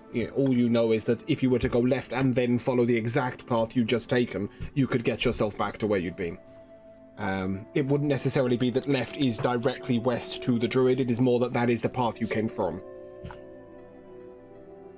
which wound multiple times. So just pick a direction. Right. Damn right? Damn right. Okay.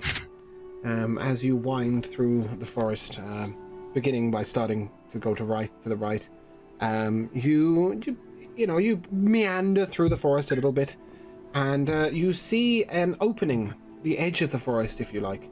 Some light shines forth. It is fair to say you can see how to get to the edge of this forest with fair ease.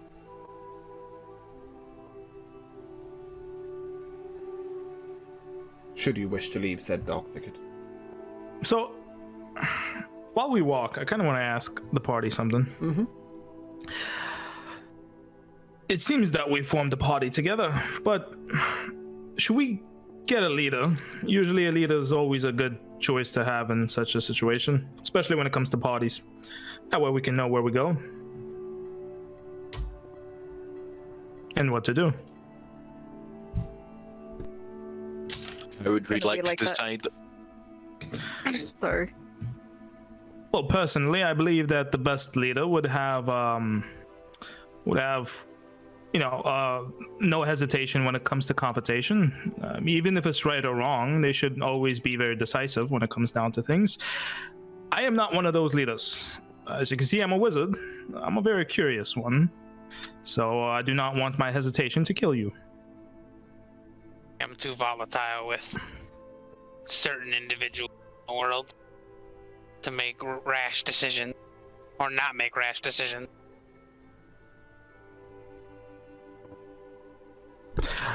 Well, my vote is for Defend over here. She's willing to take it. What? Sorry. Do you want to be the leader?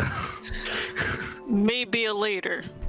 Maybe later. Yes. Have you seen this ugly mug?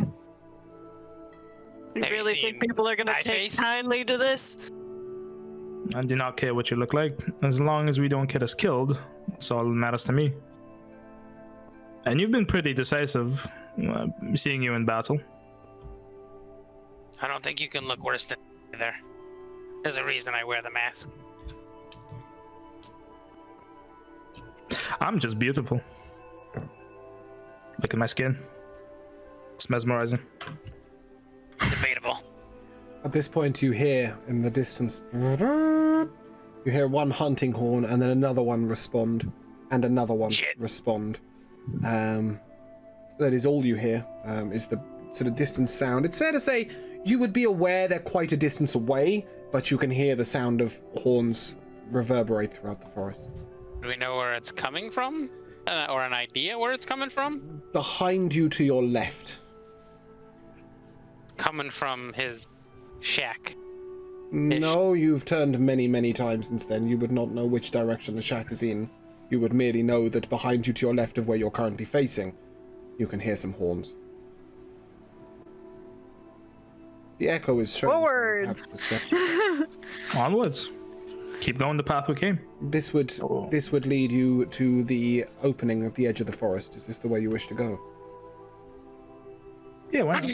Is it just an open meadow? Do we see anything? Right now, all you see is the light as the forest begins to break. Let's check it out, at least. Before we make, go to that opening before we make a decision. Okay. You'd like me to go check? Yeah, go for it. Good luck, don't die. I've already did that. Okay. Can you make a stealth check if you are stealthing, please? Or are you just That's wandering? a 25. Okay. A 25 to You stealth. stealthily move from tree to tree as your party remains at the place that they were. And it's fair to say it's a sort of 3 or 4 minute wander. At this point, could the rest of the party please roll initiative? Oh boy. Oh boy. Just bear with me a second. Sorry, I've just closed the page that I meant to have open. So I will be a second. Should I just roll initiative too? No, you are not with the party. Who was that? That is Tylan. Tylan. Tylan has gone off to Yep. Sorry. So if I could take Viennan's initiative roll, please. 19. Yep. Defender. 11. Oh, Tylon. We skipped you. Losk 8. and Warren. 16. 16. Okay.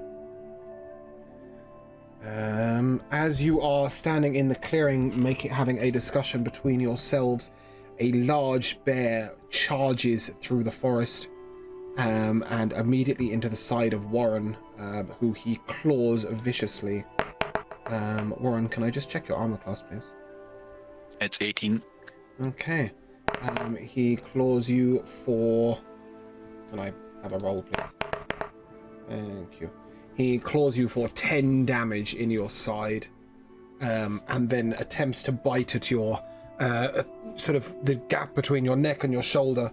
But as you writhe round in pain from the claw damage, his bite just misses your neck. And that leads us to Vienna. Defender, is this one of your brethren? Ha ha, so funny. I will strike at the bear with my Elven Curve Blade. Okay, we'll make a roll to hit, please. Does a 17 hit? Does indeed. Roll to damage. Okay.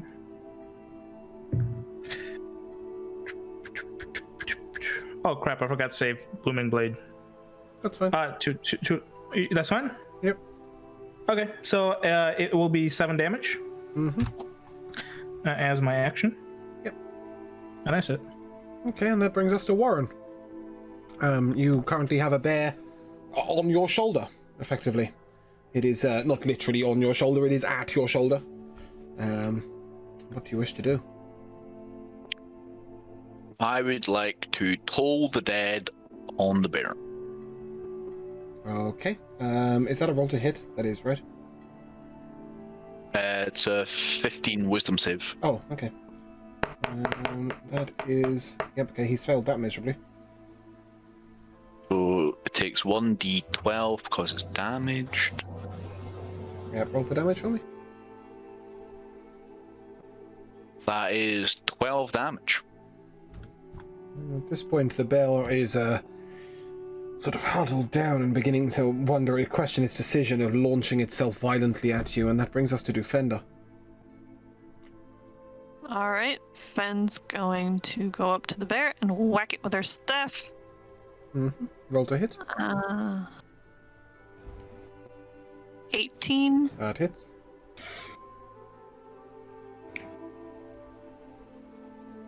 $12 damage. Yep.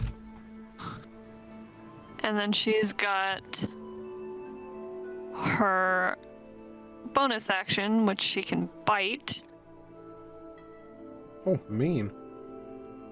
Bite away. 12? That hits. 5 damage. As you take a large chunk of bear hip in your mouth, it is fair to say that you got a bit of fur coming out your face. The bear sort of looks at you in alarm. It turns and begins to charge away. Does he move 5 feet? He is attempting to move a whole 30, but he's currently within range of all of you and charging backwards away from you. So yes is the answer to your question. Please do. He takes 6 more damage. He dies. As the bear goes to charge away, you reach out with your blade and you stab him through the haunch. Oh no, the booming blade, it booms. It booms? You can booming blade as an opportunity attack? No, so if a creature the is booming willing, blade is what you have. it takes another 1d8 damage. Yeah. I see. Sorry. The effect of your blade, the aftermath, booms, as you so say, and its throat just sort of ruptures outwards. You know, it opens, and various organs start to spill upon the floor. Consider yourself having a bear for lunch. This brings us to Tylen, who has just made it to the... You're out of combat, by the way. This brings us to Tylen, who has just made it to the edge, and when he reaches the edge of the forest, what he sees is a path along the coastline leading left and right, and the sea.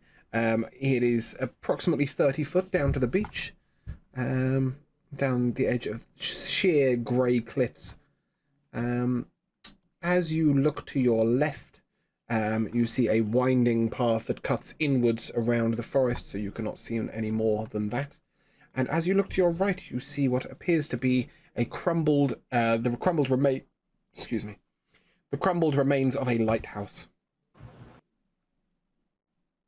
Well, I guess I will head on back to the group and for all this information you just gave me to them. Okay, so now group, you are aware that there is an abandoned-looking lighthouse to the right. If you go to the coastal path and go right, at the edge of the forest is a coastal path, and to the left is a winding path around the edge of the forest. Your knowledge would tell you that you are now to the east of Carthan, on the northern stretch of the coast. Are we close to a village? No. You were headed towards a village that was 5.5 miles. You were headed to the river, sorry, that was 5.5 miles south. Yeah. You are now approximately 6.5 miles away from the river. However, if you were to head into the mountains, some small settlements exist, but we're talking 3 or 4 houses grouped together. You know that the odd farmhouse, sort of loners' huts, if you like, are peppered around this area, but there is no village of any real mentioning unless you were to head all the way down to the river and all the way to the right, where you would find, to the east, where you would find the first sort of smaller village. Okay. So we're basically back where we started. You're no. You are quite a fair bit further east than you were before. You are much closer to the mountains than you were before, but far less close to Carthan than you were before. I'll put on my cape because now it's daylight. Yep. And put the hood over. Yep. Just your eyes are visible beneath the cape. It is fair to say to any casual observer, you could be of any race. With red eyes. Yeah, I mean, only if you sort of looked up at them. Like, even your eyes would be shielded if you weren't looking directly at them. If you were to look down at the floor, you could be of, you're basically a shadow in a hood. Okay, cool. Once we get to town, I need to switch the color from green to black. So yeah, I mean, you're now aware that if you were to head to the edge of the forest where Tylen's just come back from, you would be at this coastal path. So, what should we do? Right now, all we're doing is escaping. I feel like we're just wandering adventurers at this point. With a bounty. Indeed. But what is our goal? We escape now. What do we do after? What is the goal of the group? Each and one of us has their own goals, I suppose. What is it that you guys want to do? Start a chocolate factory. I build the chocolate factory. What is this chocolate? Yeah, none of you would know what chocolate is right now. Never heard of that. Is it tasty? Start a biscuit factory. A biscuit. So in response to your question, if you don't mind me guiding this episode slightly, Vienna has asked what you'd like to do. If I come to Argo first? I just Warren. Yeah. want to find favor in my god again. I don't care where we go. Your god? Who's your god? I think the light of Lothar will guide us wherever. I've heard that is an evil god. Why do you follow someone like that? He's not evil. He's just misunderstood. Well, then again, I was taught Loth was good, so perhaps I do not know my gods as well as you do. What about you, Losk? I just don't want to go home. Or go to prison. Press. Where is home? Where is home? I don't know where home is. Help. Is it? I think it's fair Is to it say her home is probably close to the capital in Justin. Okay. Which one is the capital? Justin. Okay. Okay, so you're a fair away from home. How about you, Defender? Thank you. Well, I'd like to get myself back to my pack, or at least to Engor. Is Is that what we were beaten? And go. You can say he's a friend of mine. Where you were beaten and where your pack was previously is sort of southwest of Sogravia. Also, so you'd come over the border from Sandhoven and met them sort of southwest. Oh, my apologies. I thought it was a place. It is a man. Yes. Or a person. Okay. And anyone else in the group? Hyland, what are your goals? Hyland. I just want to kill every noble ever. Fucking hate nobles. Boss chokes. and my life. It should have been over already. But for some reason I've come back.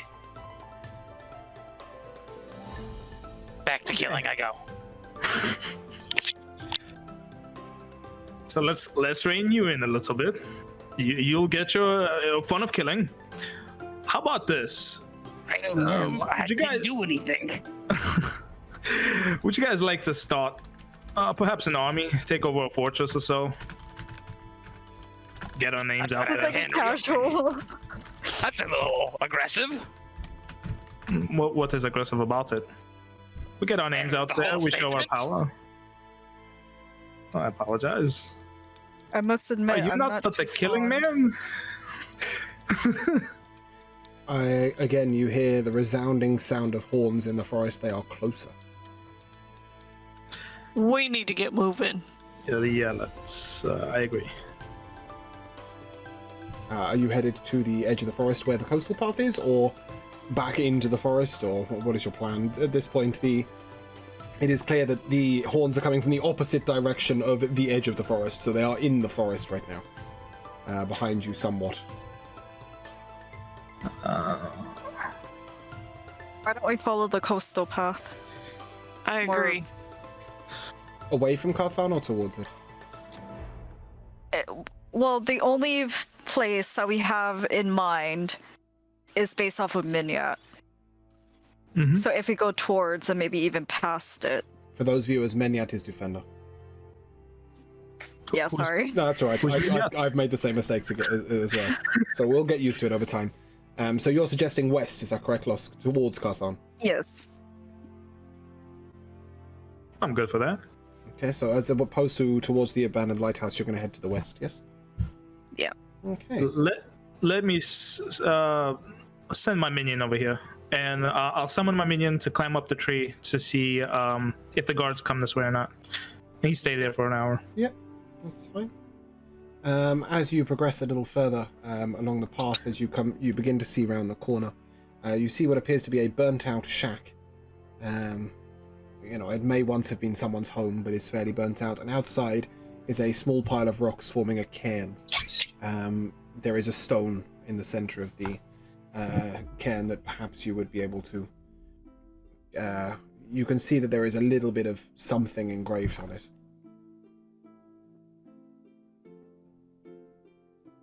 Well, what is it? What is engraved in there? If you head a little closer, you might be able to find out. Can I do it stealthily in case anybody sees me? Yep, make a stealth check for me. Okay. Yeah, I'll just use DDB on this one. Aww. 10. 10. Okay, and Chuck, shut up. what languages do you speak, Mr. Draw? I currently speak Common, Elvish, and Undercommon. Yeah, at this point you would be able to read the inscription quite clearly. It is written in Elven. And it says, "Here lies Layla." Here lies Layla. Layla? That is Leila. Daughter, lover, friend.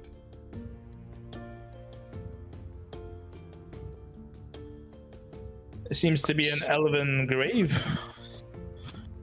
Who cares about some random grave that we found on the side of a road? I'm not sure I give a fuck about this. Do you wish to continue onwards? But there's a shack over there.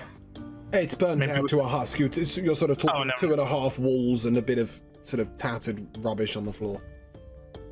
Okay, cool. Well, this is useless. Yeah, let's keep moving. Okay. As you keep moving, you take a sharp turn on the left, and up ahead of you, you see a farmhouse. It is sort of embedded on the edge of the cliff. I cannot grab this image in any way whatsoever. Can it move, please? There we go. You see a farmhouse ahead of you as you come around the edge. It looks well kept. There is a small sort of cockerel weather vane on the top. Very well kept fields. A singular horse appears to be stable to the left, and 2 sheep are wandering out in the pastures behind the house. Oh, look over there. Looks like there's a house on the rim of that hill, closer to the sky. Maybe it's a Skyrim house. What time Sorry, yeah, of, the picture. what time of day is it? What time of day is it? It's now approximately 3:30, 4 o'clock. We should start considering where to stay, but we shouldn't. Or we could, Shouldn't dilly-dally. Do you guys want to check out if anybody's in there? Why not? Sure, fuck it. I'd rather not do it myself, so I'll be back here. Yeah, fuck it, I'm already dead. I'm gonna go in there and look. Okay, you stealthing it? Okay. Yes. Okay, make a stealth check for me and advance 30 feet. Cool, I got an 11, of course. Okay. As you come to sort of the edge of the fencing, you can see what appears to be a middle-aged woman, fairly heavy set, long auburn hair, and she is tending to 3 chickens. Her hands. A small child, also of human descent, is skipping around, sort of a few feet away from her to the right. They are doing normal farmy things. They haven't noticed you yet. You are approximately 25 foot away.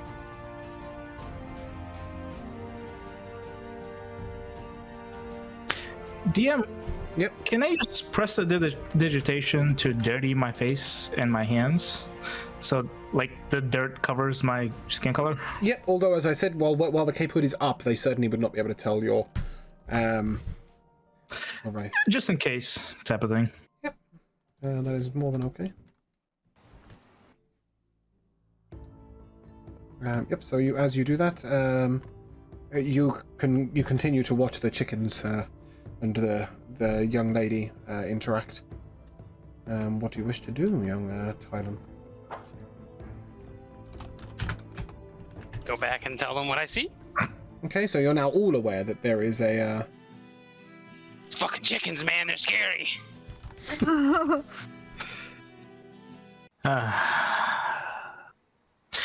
Perhaps we could seek lodging from this place. How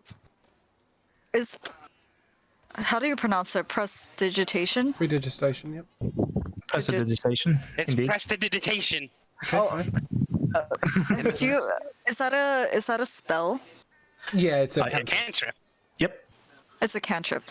I'm gonna ask Vienna to make me look like bloodied, or not bloodied in like a scary way, but like wounded. Okay. I can only clean things and Can dirty make it things. dirtier or cleaner. Yeah, I can mark you, perhaps with a coloring. I can perhaps help with some blood. And I'll. Please don't actually. Go on. Oh. Go You know on, what? It's I can warm you. What were you going I to can- suggest, Targo? Uncap my flask and pour some blood on it. I said make me look wounded, not scary. I think it's fair to say you would just look like you'd been splashed with blood and perhaps in a war. So that might not be your best option. It is fair to say you've been through a fairly rough day. You know, you've got some forest hanging from your hair to the right. Your hat has got a few leaves on it. You've got some mud up one sleeve. Argo. Sorry, I keep calling you Argo. Warren Strix. His arm is sort of limp and doesn't really work. His right arm right now. He's got a large bruise on his face, and like his armor looks disheveled as he was attacked by a bear. Claw marks are clear in his cloak. It's fair to say your party already looks like it's been through a bit of a war. Does anybody have a rope? Are we gonna tie them up? Yeah. Let's tie Defender to pretend like she's a prisoner. Oh, sorry. No. Let's just tie Defender to pretend like she's a prisoner, but not actually tie her. No. Why would they And let a just prisoner stay there? glares at Lodging. me. Okay, anyway. Lasky's going to approach the woman, he's waving his arms around, he wants to be seen. Okay. He's Go on. he's gonna say like, hey, can you help us? Oh my! Hello. What can I do for you? We've been on quite the journey. We got attacked by a bear and we are so Oh my, that's awful. exhausted. Oh, come on in. Let me feed you up.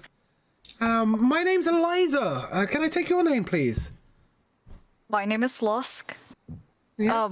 If you wouldn't mind, please, would you mind sheltering my group and I for the night? We'll be gone by the morning. We just need a place to stay. Of course, of course. You're more than welcome to come and join us for a meal. Unfortunately, the only place I'd have to shelter you for the evening is the stables, but if you're willing to put up with a little bit of hay, I can picket the horse out back. So you'll have the shed, you'll have the stable to yourselves. It's warm at night, and quite beautiful under the stars. You're more than welcome to. Please, come on in, come on in. She gestures at you all to sort of enter her domain. I'll keep my hood down. Yep, that's fine. Start walking closer. Okay. Defender, you're going to have to dock quite steeply to get through this small door. So please beware of mind your head as you come in. As you enter, a gruff-looking small man sort of looks up at you all and says, My, what a group you have here. I'm Greylon. And please excuse our two young children. They'll make all the noise in the world, but they're a nice enough pair. As if you don't pay too much attention to them. It looks like you've been through quite the day. Can I get you something to eat? If it's not too much trouble, that would be amazing. Of course. Well, and then he sort of wanders off into the kitchen and starts calling out to his wife Eliza, and he says, Eliza, can you grab this? Can you grab that? Can you do this? Can you do that? You hear the sounds, and then she enters the kitchen and she turns to you and she says, make yourselves at home, take a seat. There's a long wooden bench with sort of various chairs on them. Somebody who looks like they might be a stable hand or farm hand sort of wanders through and grabs something off the side and starts shoving it in their face and walking off. The two children are at play. The bustle of the kitchen and the smoke begin to sort of waft towards your nose. At the moment, the party group is left alone at the table. So how do we break it to them? If you would like, we could kill him in the night. No. What is with you guys and assassinations? I just said I was okay with. Yeah. I didn't say do it. Ah! Alrighty. Losk is gonna get up and he's gonna peek his head into the kitchen. That's alright. As you peek your head into the kitchen, you would see the wife and the husband having quite an in-depth discussion about the nature of your party. You could overhear a few things were you to remain there, but you would need to be quite stealthy. Do I want to listen to that? You tell me. You know what? It's fine. They're already suspicious, and we're gonna have to break it to them eventually, regardless. Okay, would you like to make a stealth check for me if you're going to eavesdrop? Oh no, I'm not gonna eavesdrop. I'm just gonna walk in You're there. just going to walk in. Okay. And I would like to eavesdrop. it's a bit late if Losk is at the door and she decides to head in. He decides to head in. He heads straight in, and the woman turns to you and says, "Oh, do excuse me, dear. I was just having a little discussion. You seem to have some very interesting characters within your group. One is incredibly large, and one is, or two of them are hiding their face quite a lot. Is there something we should know?" Yes, there is actually. First of all, I'm sure they're hiding their faces because, sometimes people aren't very accepting to other races. Oh, we have all types here. We had a drow to stay not that long ago. Okay, well, and also, I hate to trouble you even further, but we're also on the run. All of us. Oh my! All, oh, how and I exciting! mean all of us. Oh, how exciting! Well, All of us. I offered you the stable, but would you perhaps prefer the wine cellar? I've always wanted to be part of some nefarious activity, she's saying. And her husband is sort of looking terrified in a corner, just kind of going, no, and like waving his hand across his face, going, cut this. And she's going, oh, we can hide you in the wine cellar. We'll tell the children that it's a game. And if the guards come, then we'll tell them we've never seen you. And maybe I've got a couple of interesting disguises we can give you. We've got some of the dress-up stuff that the kids use. I've always wanted to be part of such nefarious activity. What did you do? Was it something exciting? Well, okay, I'm gonna have to roll deception because I'm lying to her face. Wait. We've all been wrongly At this moment, it is... Sorry, it is only... Can I hear this? No, at this point, I was about to clarify that. At this point, it is only Losk and these two that are talking. Losk, we're going to leave you there for a second. At this point, the rest of the group is at the table, and Losk has sort of made his way into the kitchen. You can see the two children playing fairly nearby, but they're young. I mean, they're sort of 3 and 4, so they wouldn't really know or understand much of what you're saying. If you wish to discuss anything between yourselves.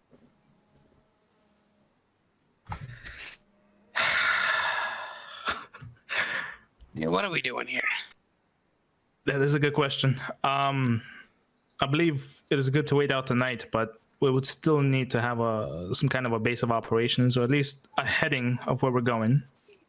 Do we stay here, or do we go to the what was that place again called? Yes. No. Sandhoven. Oh, over the border into the Shadowvale lands. Mm-hmm. Do we stay here, or do we go to Sandhoven? Isn't that where the Isn't that when the old man who rescued us from the ship? No. That is. Oh yes. Sorry. No, he was from Deep Shadowvale. You would assume Mistralia at this point. That is their center of operation. Okay.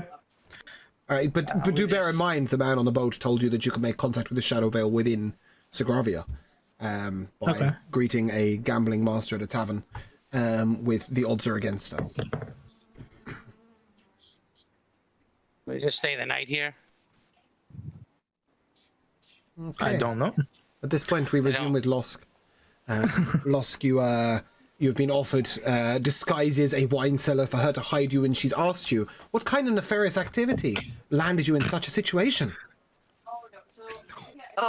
Well, all of us have been wrongly convicted of various different things. Oh my, how Hey. tragic. Make a deception check, please. Convicted. Who's convicted? I'm the only one here who's 27. actually done some fucked up shit. I did Can't nothing hear wrong. this conversation. Look, I know. So I got a check, please. I was just 27. Okay, lie away. What would you like to tell her? That we're all wrongly convicted. Oh, That's such a like my major tragic one. story. Well, that's awful. Did they take you captive? Yes, they put us on a prisoner boat, and I'm going to be honest, we don't know what happened, but for some reason there was some sort of fight, and the ship Oh, ended we up saw the boat go sinking. up in flames. We were sitting by the coast. It was quite the explosion. I mean, it appeared to be the work of the Shadow Veil. It's always purple with them. Well, I mean, as I say, I've got such interesting disguises. I would love to keep you company for the evening. Perhaps if we can feed you this meal, and then I'll show you down to the wine cellar where you can make rest for the evening. And in the morning, my husband here, Graylon, he makes his way down to town, down to Carthan. Maybe he can even sneak you in, get you back where you started. He's the Doolittles are fairly well-to-do in Carthan, if I do say so myself, and we are quite known as fair and gentle people. Should you wish to ride along, I'm sure he'll be more than willing to disguise you in his cart. At this point, the husband's sort of doing this again, going, no, not interested, not interested. But he's looking a little sympathetic to your cause. Right. Can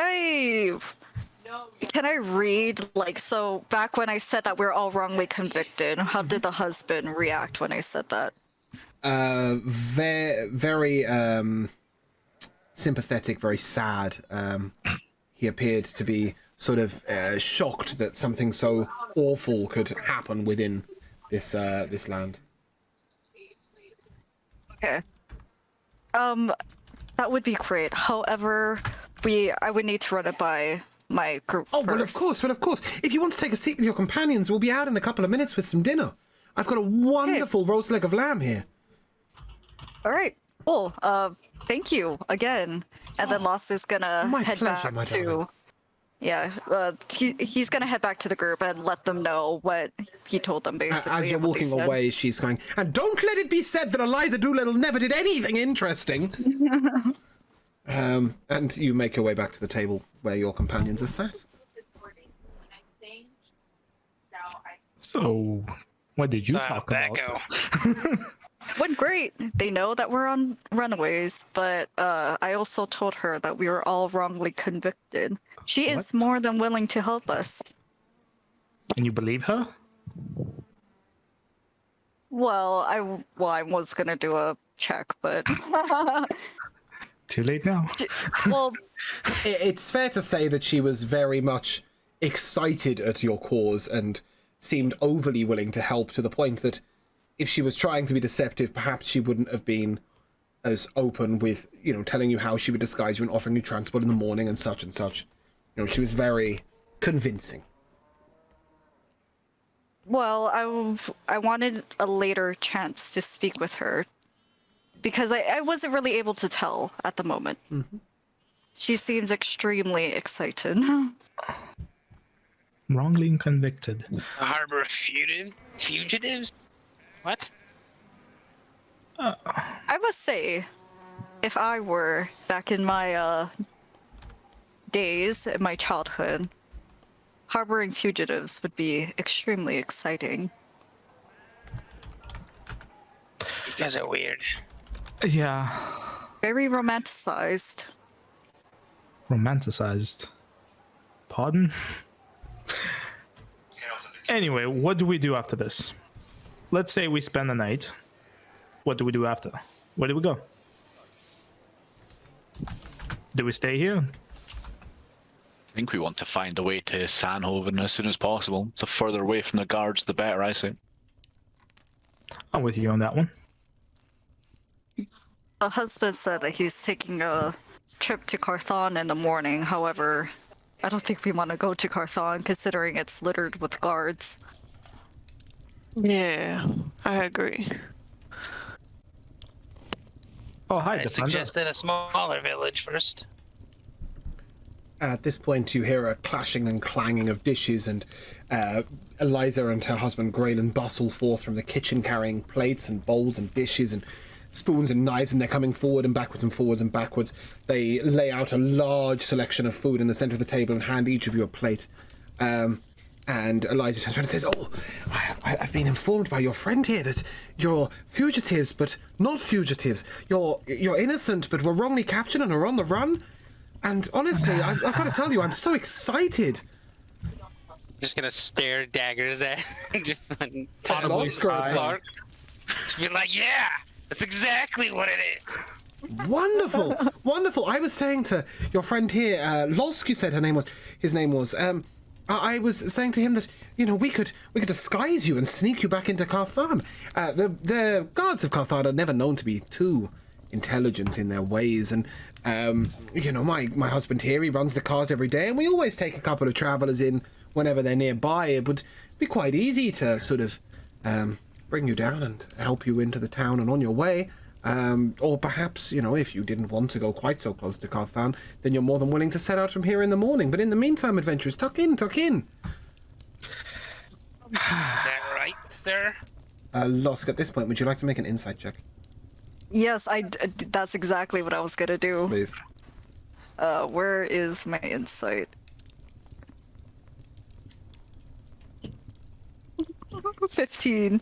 At this point, the earnest young lady appears to be nothing short of a lonely farm girl who really wants to have something more exciting in her life than just sheep, cows, and chickens and babies.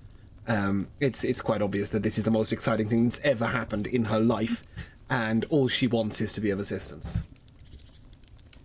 Cool. I'm so glad I made that check because I have like a -2 in wisdom. So yeah, it appears that she is being very earnest and truthful. And as the meal progresses, I understand, a couple of you might not necessarily need to eat. Thailand, for example, you don't eat, do you? I can eat. I just don't Are have you currently consuming? very little. Okay. I want to be I want to be on the good side since this is our plan. Ben is the opposite. She's eating as much as she fucking can. You fill yourself with. I'm just kind of sitting there spooning my food onto her plate. There's leg of lamb, there's gravy, there's potatoes, there's vegetables of all different kinds, there's a ham hock, there's a strange carrot stew going on, there's a pie made of all various meats. Enjoy. I will pretend like I'm eating graciously. Pretend being the key word. You're not actually eating. Yeah, I'm not eating anything. Okay. I'm not gonna eat any of that. Okay. I like to turn to the husband. So, how far of a trip is? How good are you at this? Well, you see, it takes about 15 minutes down the road, and whilst I'm a little reluctant to get too involved, it's fair to say that we take travelers into town all the time, and usually you guys would sit in the back of the car and they'll take a quick peek and make sure that you're people, but they don't tend to do much in terms of checking out what is going on. And at this point, Defender is so vigorously tucking into her food that she accidentally lets go of her knife, and it pings across the table. Strix, you take 3 points of piercing damage as this dagger flings across the table into the side of your dagger. cheek. Just healing from a bear Daggers are attack. back! Wait, is it a?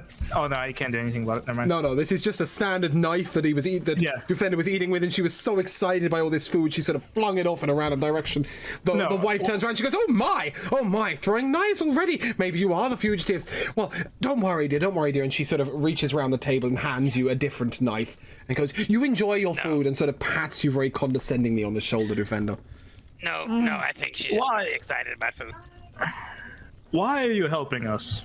Who are you? Honestly, darling, nothing happens around here. We've been living at this farm since my great-grandmother lived at this farm. I managed to have a few trips into town as a young lass. I met Graylin here, and yes, he's wonderful and nice enough in his own way, but, realistically, if you spent your whole life with chickens, wouldn't this be exciting to you? You don't fear dying? Dying? Why would I die? I mean, realistically, if you guys were going to be nice and violent fugitives, then you would be the nice and violent fugitives, and we'd already be lying dead. But you didn't, and you know, and you're innocent. And why would I not want to help you? And realistically, the guards, they don't really do all that much. They come by every now and again. They ask a few questions. They don't seem to care whether we say yes or no, and then they bugger off.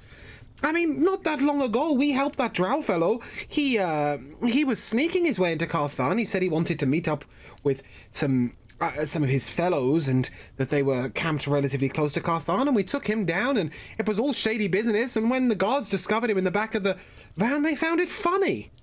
They really don't seem too attentive. Do you know the name of that drow? I do. Just, his name was... Let me look at my notes. Let me look at my No, notes. I don't, no, I'm not looking for the notes. Spare with me a second. I'm looking for any fucking drow name whatsoever. Name generator? I had names for like every other race you can imagine. This one, not so good. Just kind of want to look at the husband from like that look of I'm so sorry. His name. Why is this giving me a page of things I can't pronounce? His name was Rilgar. There we go. His name was Rilgar, I believe. Strange name. It had more consonants than Rilgar. vowels. Yeah, sure. Why not? Sure. Hey, you pronounce that. My apologies, I'm not preparing that. So yes, his name was Rilgar, I think, and he just wanted to meet up with some of his fellows. He'd got lost out here. I think he was headed through the forest, and something went wrong, and well, we found him here. And if I may, what are your names? My name's Graylin. This is my wife Eliza. We are the Doolittles. Our children over there. This is this is Alex, and this is William. No, we're farmhands. Are you sure your You husband's not a speak to doctor? animals. I'm very sure. Greylands and who? Eliza. Eliza, thank you. Two littles. Sorry. Yeah, so at this point he is sort of telling you that he, you know, each time he's done anything slightly nefarious to smuggle someone into town, the guards have paid little attention to him. The wife then turns to you and says, if you'll bear with me a minute, I'm gonna just pop upstairs to grab some stuff. And she runs off upstairs. The meal continues. The youngest boy of three, William, his name was, is currently sort of looking at Dufender with great interest and sort of almost touching your, is it fair to say snout? Is almost touching your nose, but not quite. Just sort of looks very intrigued by your characteristics. And Alex is got his little finger under the edge of Viennan's cowl and is trying to peel it back gently. I will look at the boy who's trying to touch Defender's snout. I'll say, I wouldn't do that if I were you. He shrinks She might back bite really it off. fast, and he goes, "Mummy, he's got red eyes." Oh crap. It's okay, I got blue. Nah. Fine, at this point I don't really care. I will remove my cowl. Okay. And she, sorry, the father, sort of looks over and goes, "My, you look exactly like that fellow from before. Have we met?" I do not believe so. What's my your name name, is... I'm sorry? What's your name, sir? Oh, my name is, Drizzt. Drizzt of a Duarden family. I see where you're going with this. Did you mean Drist? No, it's Drizzt. Drizzt. We're keeping with Drizzt.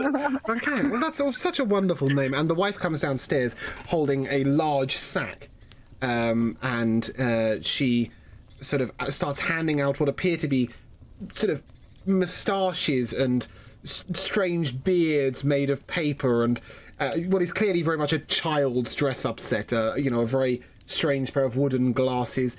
And then as she passes Dufender, she sort of hands a really small pouch over to Dufender and sort of closes your hand over it so her husband can't see, and she just whispers, "For the road."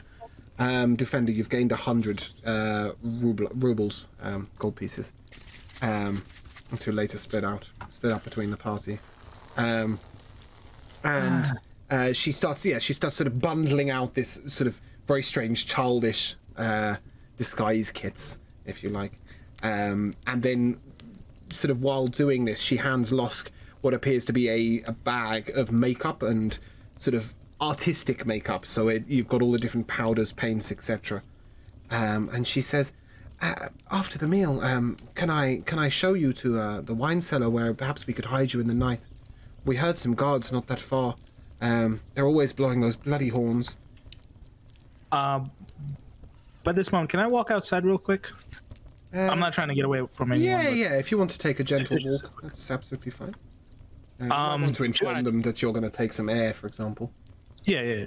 Just outside, I'm gonna summon back my familiar, because Okay. I'm guessing it's been like an hour. Yep. What did he see? Did he see the guards coming in? Or? 3 guards walking down the coastline, but at very, very casual pace. Okay. They would be a long, sort of at least a couple of hours away. Okay, cool. I will unsummon him. Yep. And I'll walk back in. Okay. At this point, you begin to feel the effects of the meal on you. You feel refreshed and renewed. And apart from Tylen, Tylen and Vienna, neither of you ate. I said I ate a little. Oh, you ate a little bit. Okay. I ate nothing. So if you'd like to split between you a 12 hit point heal, so I think it's fair to say the majority of that is going to Warren Strix. In fact, I believe 12 hit points will cover all of your hit points, so if you'd like to restore your hit points to full, the food is replenishing and invigorating and you feel a lot better for it. At this point, the candles are sputtering low and she says to you, may I show you to the wine cellar where I can hide you for the evening? Yes, please. That would be great. Yeah, You may. go on.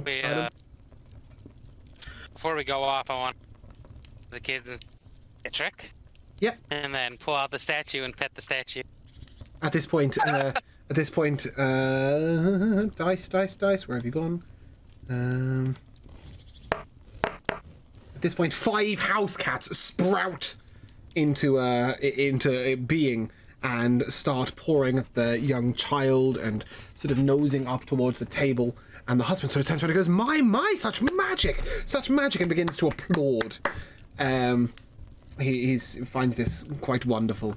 And I apologize, I don't know much more about it besides I summoned cats. I don't know anything else it's about beautiful. it. It's beautiful. What a fantastic little trick. And the wife begins to show you down to what is a fairly dark wine cellar. It is a trap door that she then she's pulled the rug off of the trap door to then let you down to the wine cellar where they clearly keep their best of wines. It's a little cramped, but it's warm. There is just enough light from the torches on the wall for you all to see. And at that point, you would be taking a long rest. And Are there any windows to the outside? Sorry? Are there any windows to the outside? There is a very small sort of 2x4 inch slat, if you like, in the wall to your right and left, sort of just giving a tiny bit of daylight in. And at this point, we shall leave you with your long rest. And we shall call it a day on session 1. Yay! So we have a tradition on this channel of calling an MVP for the day. This can not necessarily be a person, it can be an item, it can be an NPC, it can be anything of your liking. Moon has done this with us before, so I will start with him. Moon, would you tell me of your MVP for today? Cat statue. The cat statue. You may thank Madam random. High-Tech Jet for that. Well, these random items that you get, I rolled a 72, and that is the item you get. Just for examples of these items. Of course, it came from Heather. Of It course, could have been a rubber ball of returning, the bouncy ball that always returns back. It could be a pair of boots that force you to walk in a strange fashion, lowering your movement speed by 5. It can be a sack full of gold coins that are impossible to remove from the bag by any means. These are the sort of items you'll get from Twitch. They're not gonna impact drastically on your campaign. I just love that it's a cat statue from Heather. Yeah. Of all the people. At that point, I would like to ask Alex, who was your MVP for the day? Or what was your MVP for the day? Can you come back with that? Okay, moving on to Argo or Warren Strix.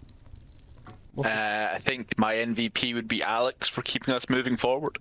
Okay, I like it. I like it. Losk for MVP?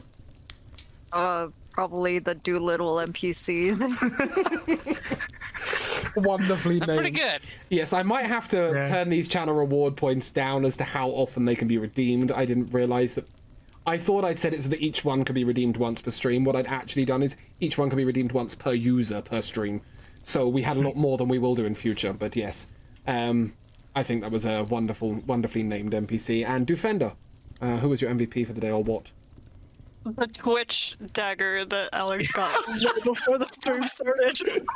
The dagger from the ether that allowed him to unpick his bindings, I thought was quite wonderful.